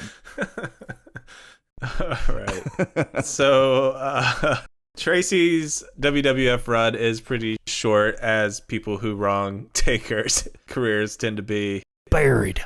He debuted June 29th, 96 on a episode of WWF Superstars. He actually beat Justin Hawk Bradshaw, but lost the rematch on July 13th. And kind of the way they taped things back then, they were both the matches were on June 25th. His first Raw appearance was on July 22nd when he lost to Mankind. And again, just, he's an enhancement talent here. He's taken losses to Vader, Crush, Stone Cold, and he got a countout win over Triple H. After about 6-ish, 7-ish months on the WWF roster, Tracy was off to ECW, which is probably his most, documented run. Like, if you're just going to fire up the network and watch a bunch of Tracy matches, it's probably going to be ECW. Yeah, and that full-blooded Italian gimmick they had in ECW was, if JT Smith wouldn't have done it as well as he did. You wouldn't have got to Tommy Rich. You wouldn't have got to Tracy Smothers. Of course, Guido is Guido, and he's probably the thing like, oh, well, finally it's an Italian, but it makes sense. And then Big Sal, obviously. But yeah, JT Smith singing Frank Sinatra. As the legend goes, Paul Lee used to stop whatever he was doing at the ECW shows and watch JT Smith do his full-blooded Italian shtick on the microphone because he was so entertaining. And JT was kind of doing it because like he pretty much broke his fucking back for the company, and like they were just trying to find a place for him because he basically gave his entire body for this company to kind of get to the point that it was on TV, and it was like had a cult following, and just doing this gimmick was the thing that kind of kept him around for a couple extra months, and you know, kind of launched the career of like Guido, and kind of gave them validity with the local fair. And then when Tommy Rich came in, and then Tracy came in from Nashville, Italy, man.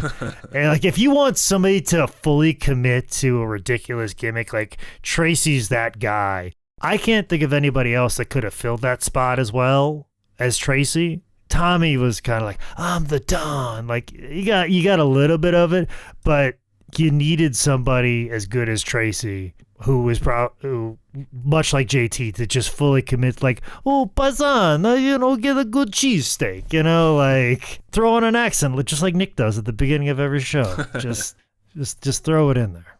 This was one of my dumber moments because I had also discovered Tracy in IWA Mid-South, you know, probably watching some old Punk or Hero shit. Then I went back, you know, going through ECW stuff, and I saw him in the Full-Blooded Italians, and I remember going, what? He's not fucking Italian. And then I was like, oh yeah, that's the point. Yeah. I'm an idiot. Well, that's the thing. Like there are people that actually were doing that. I don't know why they're doing it. Well, they're just doing a stupid WWF gimmick. Like, that's the whole fucking layer to the thing that you're missing. You know, during this point, WWF and ECW kind of, you know, trading talent back and forth. So Tracy would actually be with WWF for the Kuwait Cup with Vader and all that shit that went down. Tracy was there. Probably because he had a valid visa or passport. I'm sure at that time it was, who doesn't have a DUI? We can get into Kuwait. Okay, cool. Much like Ring of Honor back in the day when we go to Canada, I'm like, who on the roster has a DUI? Okay, well, looks like so-and-so is not defending the belt this time because he got a DUI in Florida. Oh, that you just gave me some things to research. Mm-hmm. Back in ECW, Tracy was tagging up Little Guido, having a bunch of matches against the Pitbulls, eventually losing to them at WrestlePalooza in June. Outside of the Pitbulls, Tracy wrestled all kinds of combinations of ECW regs, including Gold Pal Candido, John Cronus, Axel Rotten, Balls Mahoney. He'd also start taking spots at another promotion where Tracy was a staple, and that's IWA Mid-South. And it was kind of like out of a loyalty to Ian. I mean, that's who Tracy was. Probably met Ian. Ian was nice to him, so now Tracy's like, oh man, I gotta work for him the rest of my life. Just that's how Tracy was. Oh man, this guy gave me a ride to the airport. Well, he's got an indie promotion. I guess I gotta give him the brother prize for the next 20 years and work every show, and he'll stiff me on some pay every once in a while, and I'll just kind of let that slide because he gave me that ride to the airport that one time. That's just who Tracy was. He's just loyal to a fault, no matter what. No, too, he wanted to work, and you know, which, you know, starting that relationship with Ian and Idaho Mid-South, like he was there for a lot of young talent, and you know, could be there to watch their matches for critique. Also, for some people, be the first match against somebody who's ever been on TV before, which is kind of a big deal. And like, if your first match against somebody who's been on TV before is against Tracy Smothers, like that is a best case scenario all the way around. This is also, if anybody wants, and we touched on it earlier, you can look it up. The Tracy Smothers riot incident from IWA Mid-South happened around here. We talked about it on the Beautiful Bobby episode also. But Jake, have you seen that recently, that video? There's like a couple. There's like one in like early 2000s where like Hero and Punk are around. I think right now the timeline where like still in like the late 90s, but I know Ian was doing a lot of like weird Kmart shows. And there was like a couple riots there. Also too, like Rocco Rock is also wrestling on these shows when he's under WCW contract.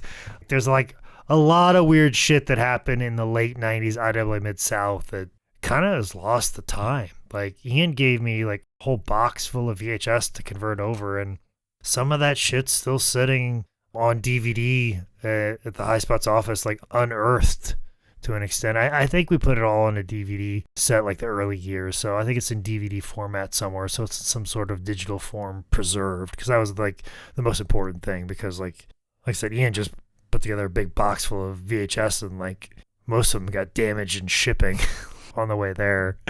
So Who owns that footage now? Oh, that's actually a question I've heard recently. Oh. So Ian has licensed it out to several people. Like High Spots owned the rights from the beginning till about 2009, so they can license it to whoever, because they were able to license footage to Kevin Kleinrock, and then was able not give fucking Ian a dime because they paid Ian, because Ian needed money, and the agreement was like 2 paragraphs long, so there's enough wiggle room in it. Also, too, there's probably a case for Smart Mark to say that they own it because they filmed it, so they've retained the rights. So I'm sure there's some sort of agreement that's been made with Ian about like, hey, we have the rights to the footage, we have the rights to license it, and there might be some sort of agreement that way. You might have to cut Ian in on it, or you might have to just pay like Smart Mark, and then they give Ian a cut as per their agreement. But yeah, that was actually a question one time that CM Punk asked on Twitter when they were making his DVD set in WWE. He just tweeted out like, who actually does own the IWA Mid-South Library? Because he clearly probably asked around and realized it was a very fluid question. October 97, FBI took the tag titles off the Gangsternators, and they'd eventually drop them off to Doug Furnace and Phil LaFon. Tracy would run through 98, tagging with Little Guido, taking a few more losses here and there. They'd put over Chris Chetty and Jerry Lynn, Supernova and Blue Meanie, RVD and Sabu. Hey, stop listing all these people you're doing. Stop listing all these people I did jobs to, because now it's time for a dance-off. Let's start this dance-off. Because that's pretty much what he was doing during this time period, was just doing dance-offs. I think Lil Guido would do all the wrestling. Tracy just come in, stop everything, do a dance off, come in, take the bump feed, finish, 1, 2, 3. By 99, Tracy's ECW appearances were getting a little more sporadic, and Tracy was starting to settle down more in IWA and, various indie promotions. Early 01, Tracy would do some work with some pretty familiar names, becoming a teacher and huge influence on CM Punk, Colt Cabana, and Chris Hero. Also, too, I think this was pretty close to a time. Tracy worked Memphis in the Power Pro promotion, which was kind of the proto-developmental territory. This is where they sent William Regal when WWE signed him and he had the issues with drugs. And this is where Bryan Danielson, Brian Kendrick, Joey Abs, Reckless Youth when he was signed, Ron Killings. Is this where they relegated Big Show to when he couldn't get his shit together? No, that was HWA. Like, they'd already kind of started OVW, and Heartland Wrestling was kind of involved in all that. Those are a little bit later. Gotcha. This was like their first attempt. Like, this was just past the Funkin' Dojos thing, where it's like, hey, instead of just running weekly seminars every other month, why don't we have an actual territory where these guys work on a regular basis? Jerry Lawler kind of touched on it on the biography, but it kind of the details got a little wonky. But that's basically what it was a territory where guys got to wrestle every night because they realized the guys need to work every night. And then it was, I think Randy Hale might have been involved. Guys were working on TV. I think there's some video footage of it out there. But like I said, it had Bryan Danielson, Brian Kendrick, Reckless Youth, Ron Killings, Joey Abs, Tracy's in-ring wrestling. That was one thing they did because he was like one of the trainers there. But he'd also get in there and wrestle. And I think they might have had a couple other guys that were kind of in Tracy's position. Regal was one of them. just one of those guys that's there that can get in the ring and perform, because it's kind of a situation like, we kind of feel it out. I think they were kind of recognized like, hey, if a guy's injured, he can go there, kind of like a farm system thing. Like, I think they saw it, but it wasn't until Jim Cornette presented him with a full-fledged, completed idea of what a developmental territory could be in Ohio Valley Wrestling, which Danny Davis had been running for quite some time. And he had a couple of students that were pretty close to TV ready. And Cornette's like, well, if you just sign some talent and then take them here, give them to this trainer, Danny Davis, and I'll make sure I run it like a business, and we'll run it like some towns, and we'll make it like an actual territory, as opposed to running it like Memphis. As I kind of said earlier, if you're just trying to sit down, work your way through a network, through a collection of DVDs, I think this is the point where watching Tracy with any sort of a through line gets a little bit, more difficult, because he's just working tons of promotions all over the country, the world. And, he's still somewhat a regular at IWA Mid-South. Some of the random-ass fun names he works with over the next couple years are Billy Gunn, Lex Luger, Bobby Eaton, Claudio Castagnoli. So, he's starting to hit that fun sort of intersection of talent. I mean, he touched so many lives in that, like this time of being around Punk, Cabana, Hero, Claudio, all that younger generation of talent. Like, he'd really just take his time with these guys. And, hey, what do you do? Like somebody who, like Tracy, who's been on ECW, WWF, WCW pay-per-views, and walks up to you and be like, what is it you do?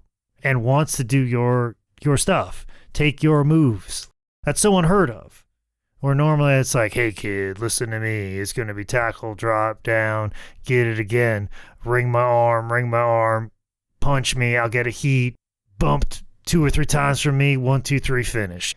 But like Tracy's like, no man, what do you do? What's good? You got like a moonsault you do? Like whatever that crazy move is, he's gonna do it, and he's gonna get in there, and if it's a heel or a baby face, and he'd always try to make whatever match you're wrestling with him the most special match on the entire card, because he's like, man, the promoter paid me, wants me to put you over strong. I'm gonna do it. I'm gonna try and make you as strong as possible. Just that attitude of wanting to have a great match with everybody and make everybody better than who they are, and checking in with guys too. Like, hey man, I saw you got one of them job matches. You got like a little dark match. How'd that go, man? Did they call you back or anything? Like, oh, it didn't. Well, there were a bunch of motherfuckers up there, and you tell Mark House I said fuck you. You tell old Big Red he's a big old shit. I remember when he was goddamn Booger Red. He can fuck off. Just like, I mean, that's who he was. And when he passed, like somebody posted a picture of him a couple years away from the end of his like wrestling career, like at a show in his gear, watching like a monitor. That's what Tracy always did, no matter how big or small the show was. If there's a monitor in the locker room to watch the matches, he'd be sitting front row in a chair, or he would be looking through the curtain.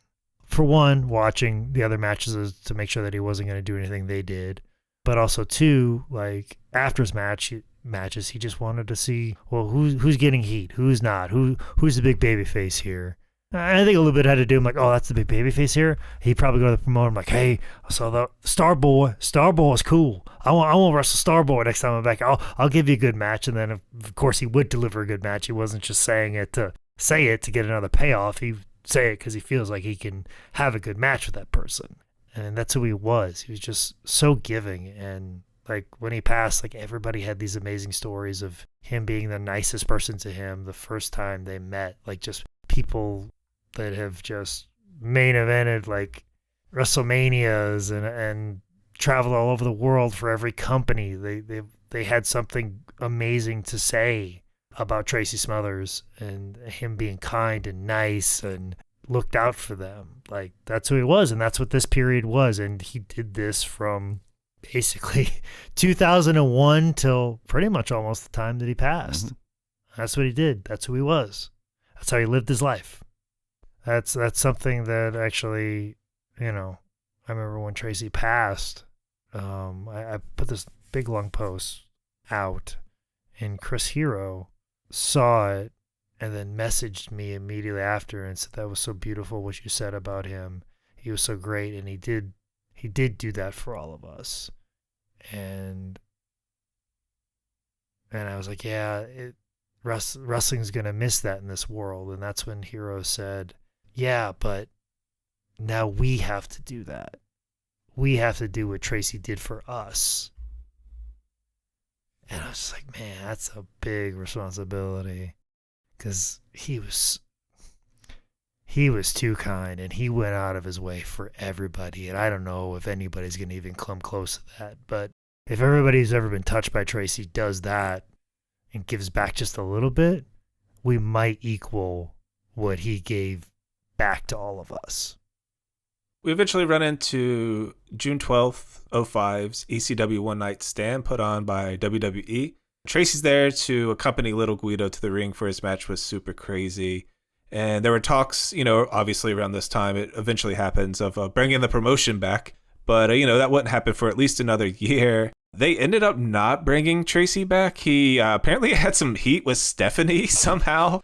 Well, actually, probably got heat with Bradshaw, who was talking shit about and shooting all over him. Might have been the thing at One Night Stand 2005, because the whole it was tied to that. Yeah, because I'll tell you what fucking happened is fucking Tracy.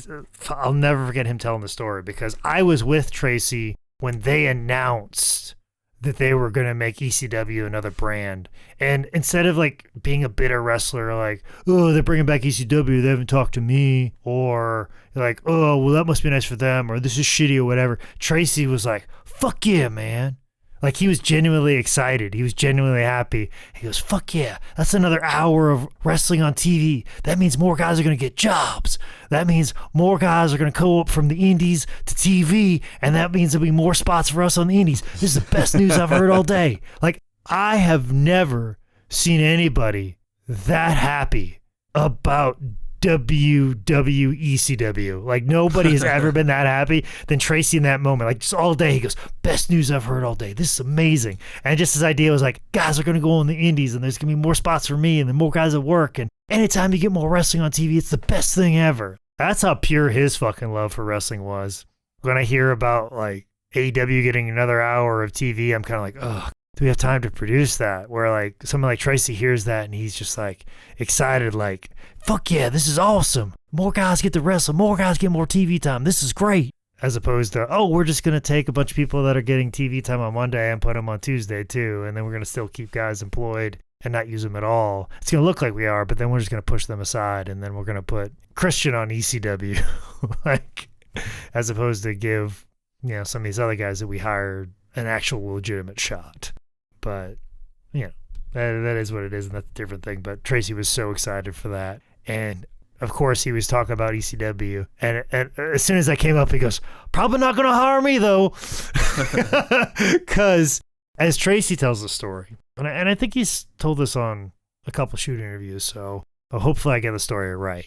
So, Tracy gets a call that they're doing One Night Stand, and obviously, like, he kind of rolls his eye, like, oh, WWE's going to do ECW, like, and they're like, no, because it was Dreamer that called him, and they're like, no, it's going to be like ECW, like, it's just for one night, it's going to be a reunion, it's going to be ECW. Tracy's like, all right, see you when I believe it. And Tracy said, as soon as he walked into the building, first person he saw was Bradshaw, and he was drinking directly out of a Crown Royal bottle. Sitting there getting drunk at like 3 o'clock in the afternoon or 2 o'clock in the afternoon, whatever call time was. There's Bradshaw getting drunk, just eyeing all the ECW guys. Eye fucking them. Like his character's going to be doing in the balcony, but here he is, he's doing it in front of nobody. And Tracy's like, well, I guess this is like the real ECW. Guys are already drinking. So, shows goes on. Yeah, everybody's in the ring. And, of course, there's the famous altercation with JBL with Meanie. And as I've said before on here, Tracy is about fairness and asks that everybody is treated with kindness and be polite to everybody and you respect people. And as I said before, whenever there is trouble, Tracy will be the first person there. And as soon as fucking Tracy turned around and saw Meanie bleeding, he went right after fucking Bradshaw. Fucking let him have it and just escalated things even more. And then Tracy jumped on the internet like the next day and was like, fuck Bradshaw, that piece of shit, fuck that motherfucker, like, and just like motherfucked him as much as he could. Every shoot interview he did, he went on and on like, that piece of shit, fuck him, I'll fuck that pussy up any fucking time. But then of course, like, Tracy's like, I hope I get a match out of this.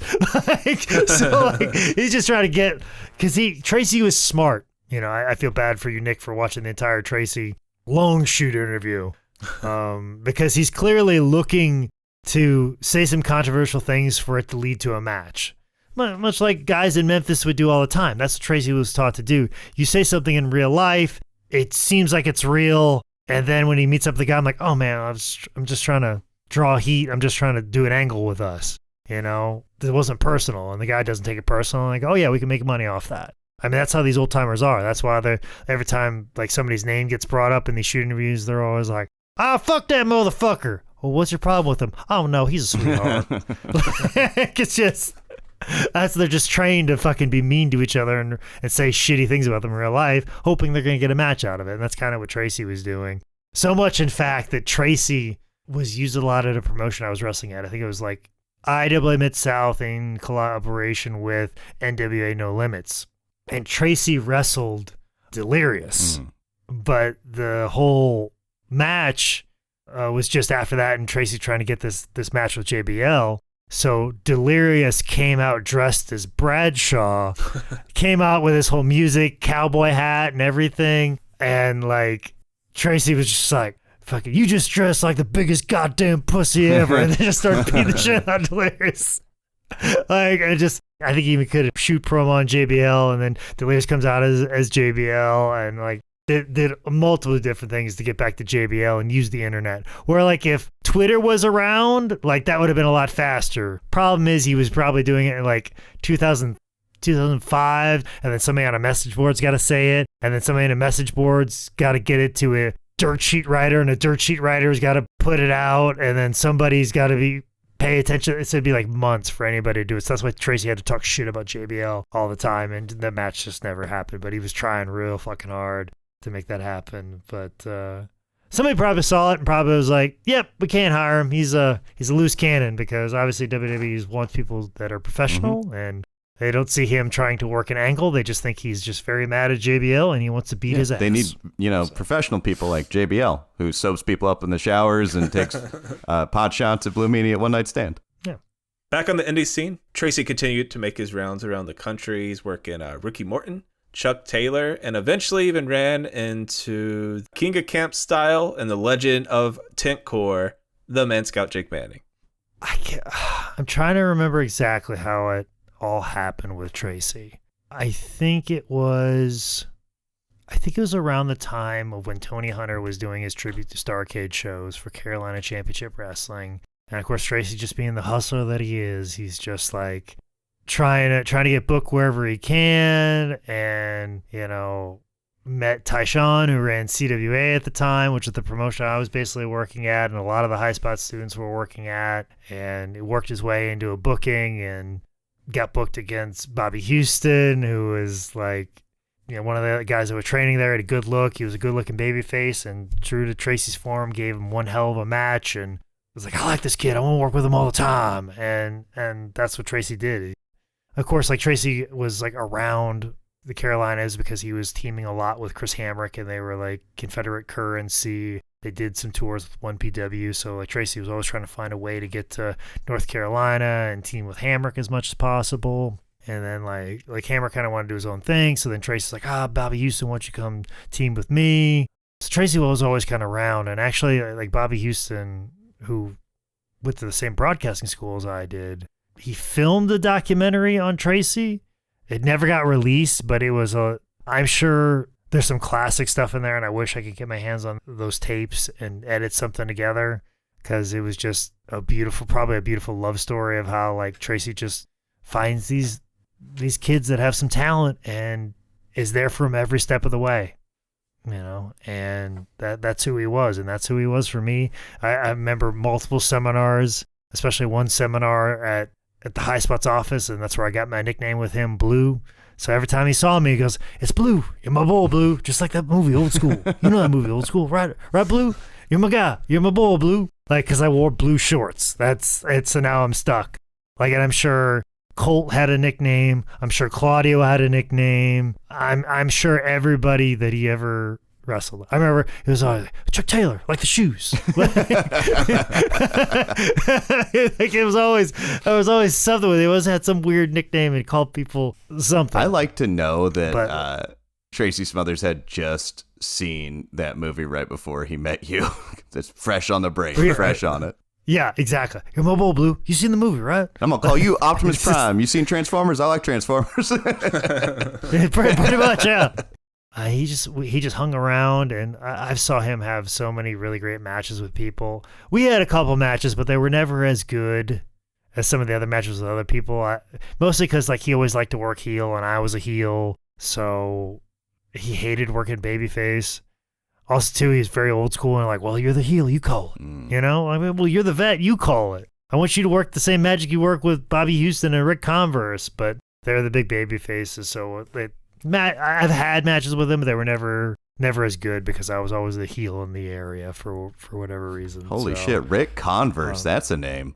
That jogged something for me. You said that. I was like, where the fuck? Oh, I've seen him wrestle. Holy shit. And that's the thing, too. You book Tracy, and he goes, "Oh, Rick's your top guy? Okay, I'm gonna make him look really good." And he would do a million false finishes, and then he would do this thing where everybody in the locker room starts surrounding the ring, and then he would get this guy involved, get this manager involved, get this other guy. Then it turns into a big brawl, and then everybody goes away, and then there's dance off, and then it's falsies, and then it's and then we get a table, and we put this guy through, and then beats me, and I'll shake his hand. He was just the king of just putting over your local babyface, and I've made many trips with him, especially in those mountain towns in the middle of nowhere. And we're me, Charlie Dreamer, Dax Hardwood. We were wrestling these 30-year-old men who did jobs for the Fullers back in the day, and they wanted kind of bully us, or someone Easy Money from ECW would be up there and kind of bully us a little bit and not give a shit in matches. And Tracy would get super fucking hot about it and be like, "Fuck you, Easy. Fuck you, man. This kid's good, got talent. Let him do some shit. Don't make him do all your goddamn shit. You had your fucking time. You fucking give them the fucking same respect you give me, motherfucker." I can't tell you how many people Tracy cursed out to defend me and my crew's honor. He just watched over us. So it was always kind of an exciting thing when I would see the poster. I'm like, "Oh, Tracy's there? Hell yeah." And I always make sure to dedicate at least a couple of minutes to be with him and hang out with him. And he would stay at the High Spots intern apartments, which were fucking filthy, but he didn't give a shit. He just wanted to hang out with the boys, man. Maybe get high, watch some wrestling videos, talk about wrestling, man. He was just a big grown kid, and he was just traveling from town to town, hitting the gym. Definitely one of the guys that kind of taught me how to eat on the road. He goes, "Man, what the best thing is? You go to the grocery store, you get one of them rotisserie chickens. You get them for $4 or $5. You can get 3 meals out of that. He said, you eat that for lunch, put the little top on, you have a little snack, and then you eat that on the drive back home. That's $5. That's 3 meals right there. I'm telling you, Blue, that's what you got to do." He'd always have eggs in a Tupperware container or a jar of peanut butter. I remember Tracy Brooks told me a story one time. He opened up a jar of peanut butter while he was driving. He just stuck his hand in and ate a whole handful of peanut butter. And she's just like, "Do you want a spoon or a utensil?" And then he just wiped his hand right on his shirt. And he goes, "Nah, I'm good. I'm good." Man, wrestlers back in the day, they were built different. Yeah, and it was always just crazy shit like that. And he always used to do this thing when we were driving. He'd see a lawn equipment place or a logging equipment or a pressure washing business, and he's just like, "What do you think those people do up there?" I'm like, well, probably pressure washing. It's on the side of there. It says John's Pressure Wash. He goes, no, man, I mean, what's their life like? They don't know. They don't know what we're doing. They don't know we're out here making these towns. They don't know we're going out there entertaining these people. They don't know we're out here making money.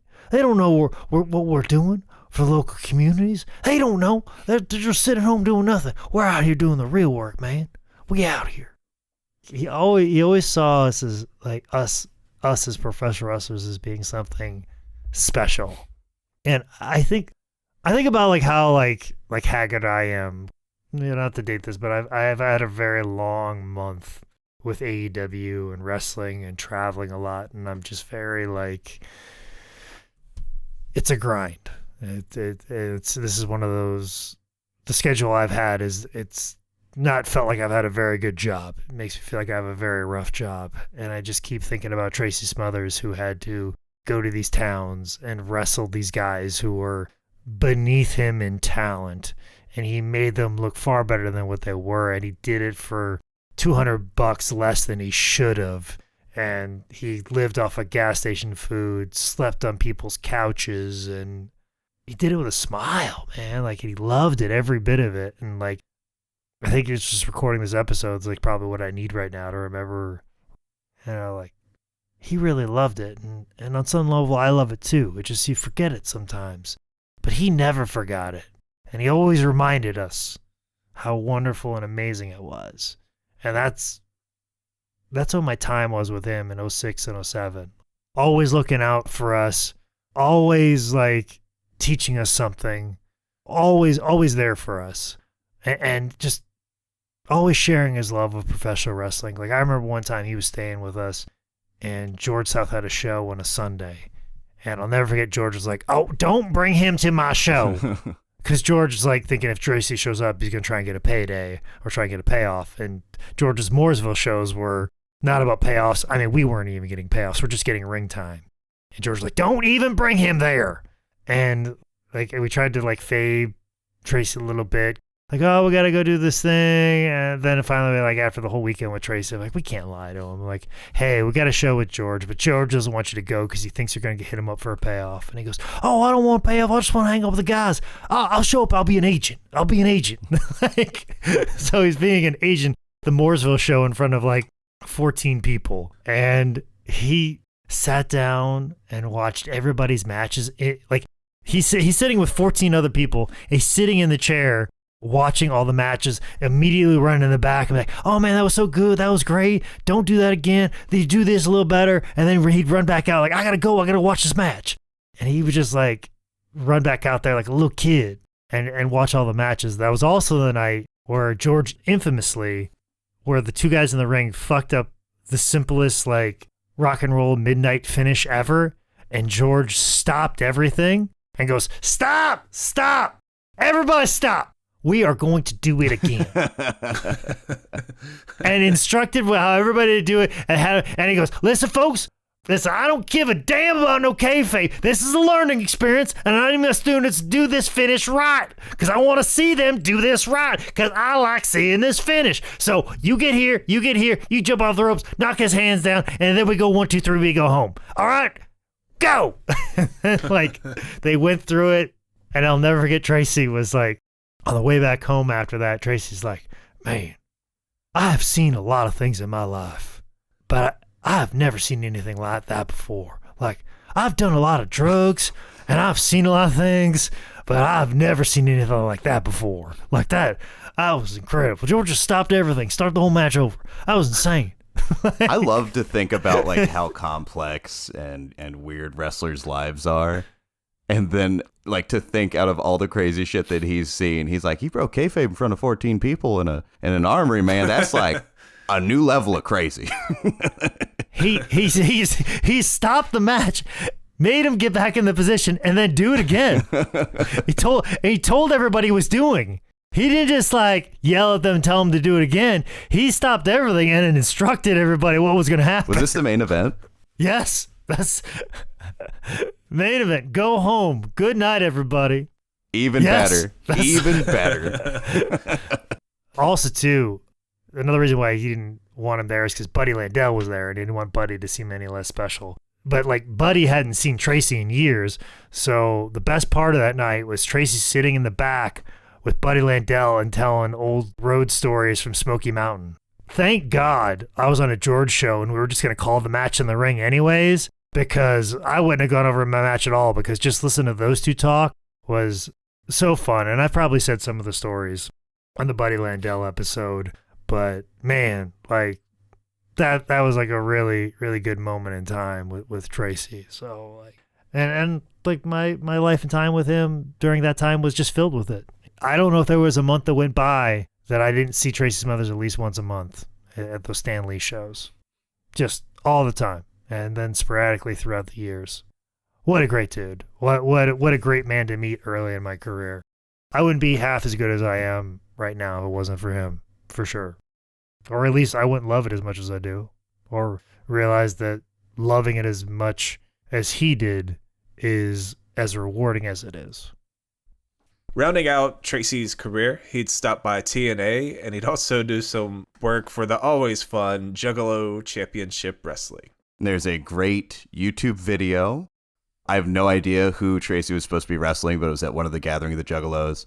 And we've been talking the whole time about how Tracy was able to get massive fucking amounts of heat and make all sorts of people hate him. And I think like in the modern era, one group of people that is pretty easy to piss off is Juggalos at the Gathering of the Juggalos. Like we talked about the Sue Young thing earlier, and when he made some people mad, they were throwing streamers at him because it's like a fun, you know, it's a modern wrestling crowd. I wouldn't I wouldn't call the Juggalos, especially like circa whatever this was, like 2007, 8, 9, modern wrestling fans, and they are launching Fago at him left and right. One of them hits him right in the mouth when he's talking on the microphone. He says, "Fuck this." Oh, before that happened, somebody was like trying to get a chair out, and he goes, "All right, fuck you." He grabs the chair and slings it as far as he can into the audience. He's dodging Fago, what I assume is probably bottles of piss also. Makes his way up to the stage, which has a few, probably like a dozen or so, like they look like 55-gallon drums. They just might be like bigger trash cans. I don't really know what they were. But they had to be pretty heavy because it took Tracy a couple of tries to work it to the edge of the stage and toss it into the crowd. And he let out a couple of fuck yous, said, yeah, it's a real pussy thing to do, like all you juggalos throwing shit at people. And then he throws shit at people. That's a fun watch. Oh, also, while I'm thinking about it, Jake, did you happen to, let me make sure I have the right name of this. Were you at High Spots when Cliff Compton was doing the Wake Up Time to Die, and he did the one with Tracy Smothers? Yes, I was the camera guy. You edited it. Yep, I was the guy that covered. That's my question. Yeah. Where is there footage out there of Tracy's dick as he's changing just in the middle of the interview? Yep, there definitely is. There definitely is. Because let me let you in on a little bit of secret. I don't know if this is the thing anymore because I don't know how well High Spots is taking care of the video library that I help accumulate, catalog, and ensure that it would always be preserved as long as it was under my watch. Every project that was done under my watch, not Seth Bowman's watch because there might not even be a final file for anything that he worked on, but every project that I worked on, somewhere on some hard drive, there was a folder labeled the project's name. So there's one probably labeled Cliff Compton Wake Up Time to Die, maybe an acronym for it, Tracy Smothers next to it. And in that folder is the edit file, the raw file, and the actual editing software file, the graphics, everything that entail. So if you were to drag and drop it into a timeline or a software that is compatible, everything would appear. And you could go into that timeline and remove the graphic over Tracy's dick, and you would then see Tracy's dick. Fascinating. That was that's exactly what I wanted. That is what I've been holding on to the whole episode. I have it pulled up in another window right now. Oh, Jesus. All right, yeah, so Tracy, who started in 1982, pressed on until 2019, getting booked everywhere, just being a locker room leader, and being one of the most well-liked people in every room he stepped in. But also in 19, Tracy would start having some health issues. Smothers announced on Facebook, December 19, that he was diagnosed with lymphoma after seeing a doctor. He also suffered a heart attack without realizing it, apparently. It's pretty nuts. Tracy would just, fight on for about another year before sadly passing October 2020 at the age of 58. And if you were around wrestling Twitter around this time, you know that the world came to just a screeching halt, and basically every wrestler in the business tweeted out, Facebooked, Instagram, something about Tracy Smothers, and, what better legacy can you leave behind? Absolutely. I only really knew Tracy from like his wilder, like indie antics later in life, but I could tell at least, like I knew Tracy Smothers was one of the like older school guys that was no doubt a tough motherfucker. But it's been really good to hear from you, Jake, like all the firsthand accounts of how good of a dude he was. And as a wrestling fan, I always hate hearing about guys that are coming into wrestling for the payday because it's the thing that they can do to further their career and other things. And to hear that Tracy like loved it from beginning to end through all the ups and downs that he went through makes me so happy to know that. Because so many guys get so bitter with wrestling and they get so tired of because wrestling's full of like shit people, shit situations. And Tracy, throughout all of this, he never stopped loving wrestling, and I'm so happy to hear that. We've summed up a lot of guys by saying something along the lines of like, wow, he did everything. But Tracy really did everything. Like territories, WCW, Smoky Mountain, WWF, ECW, All Japan, New Japan, the bad indies, the good indies, TNA, Juggalo. He was on top, underneath, tag team, singles, job guys, champion. Like there was no part of wrestling he didn't do. And he did it as one of the most respected wrestlers in every locker room. He was a teacher. He wanted what was best for the business always. And I think one of the just biggest things to show like how just he was a solid guy. I watched this 4-hour shoot. I also watched a different shoot. But throughout the hours of footage I watched of Tracy, I don't think he said anything negative about anyone, which is fucking crazy for this business. And honestly, I don't think there's anyone in wrestling really that could say anything bad about Tracy either. Just seemed like a good guy, good wrestler, and, rest in peace. That's odd because I heard him say, fuck you, man, like, all the time to everybody. But I when he passed, I posted about this, but it was just brief and condensed because I know I was putting out on social media, so I've never really told the full story of this and the aspects of the things I was thinking of and how it affected me. Obviously, as you said, Tracy got very sick and he made it public and he was going through a lot. And one of the things that High Spots was good at was, somebody that we had done business with for a long period of time. And if they're in trouble, Michael would step up and find some sort of way to put money in their pocket.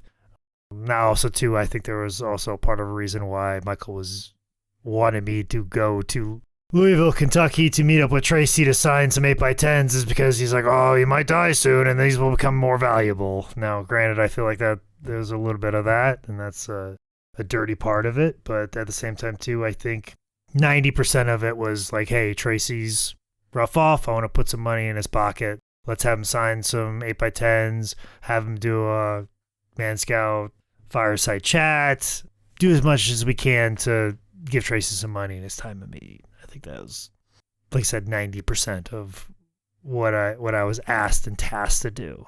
So I drove to Louisville, Kentucky. I got a nice big room that I could film an interview in. And kind of my whole plan for the weekend was to do the interview with Tracy and do an open mic later on that night. And then Tracy was supposed to go on to a show the next day. Yeah, he was still making his towns while finding time to do chemo and take treatments for cancer.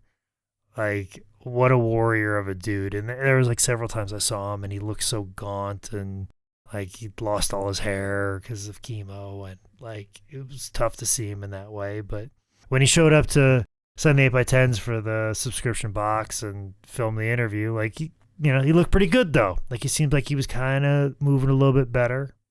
And we sat down, we did the interview. He was exhausted afterwards though. He was just beat, just sitting in a chair talking. And it's probably one of my favorite fireside chats too. It definitely is. But like I said, kind of my plan was that Tracy was going to go onto his show or go wherever, and I was going to do an open mic in Louisville and then drive to a show in West Virginia. And then Tracy's just like, "Hey, do you think I could take a nap here?" And I'm like, "Tracy, you can do whatever you want. You don't have to go." And he goes, "Well, like, I could go back to my house, but Louisville's closer to my next shot. Like, is there if I stay in this room?" I'm like, "Yeah, sure, Tracy, you can do what you want." So kind of my thought process, I was like, well, I'll go do this open mic. You can hang out in the room, and like I can go on and then do the show in West Virginia. And I kind of left the room so he could take a nap. So I went on get a sandwich or something like that, or talked with my girlfriend at the time, or whatever I did. And in that time, while Tracy was napping, I was kind of like thinking like, man, this might be the last time I see Tracy. Do I really want to just go to an open mic and do comedy in front of like 10 or 12 people and 20 other comics? I feel like I need to hang out with Tracy. And I was like, yeah, I'm gonna hang out with Tracy.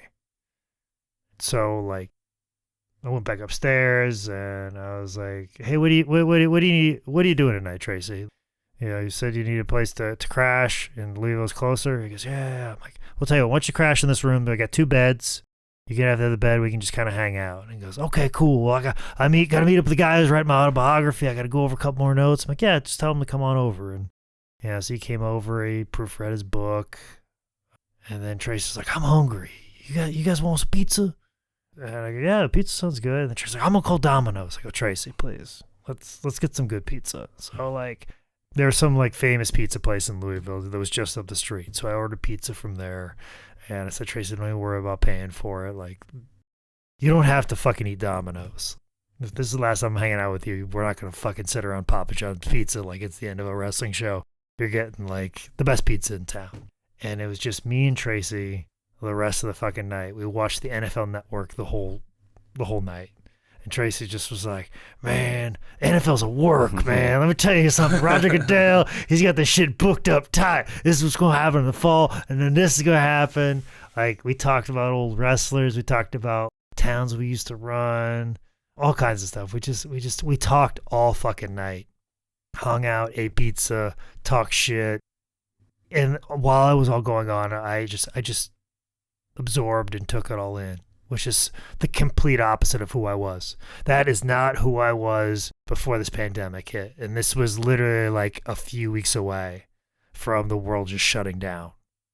And there was kind of rumblings about it happening. So like, I didn't know what was happening. And it was kind of like the specter, like, we don't know what this COVID thing's going to do. And I am so glad I took the time to spend with him, as opposed to be like, well, I got to get to the next town, or, oh, I got to move on to the next thing. And that's never the thing I do, because I always actively try to make myself busy so I don't have these personal moments. But I took the time to have the personal moment with Tracy, and it was the last moment I had with him. And it is something I hang on to for the rest of my life, because if I didn't take that moment, like, I don't know how I would have forgave myself. And it's even something I don't even do to this day. Like, it's so out of character for me, and I'm so happy and glad I did that, and I should do that a lot more. Just take that time to be with people and be present with people, and not worry about the next thing I have to fucking do, because there's always a next thing I have to do. But I was just there with my friend in the moment, just being with him for like the last time. And like,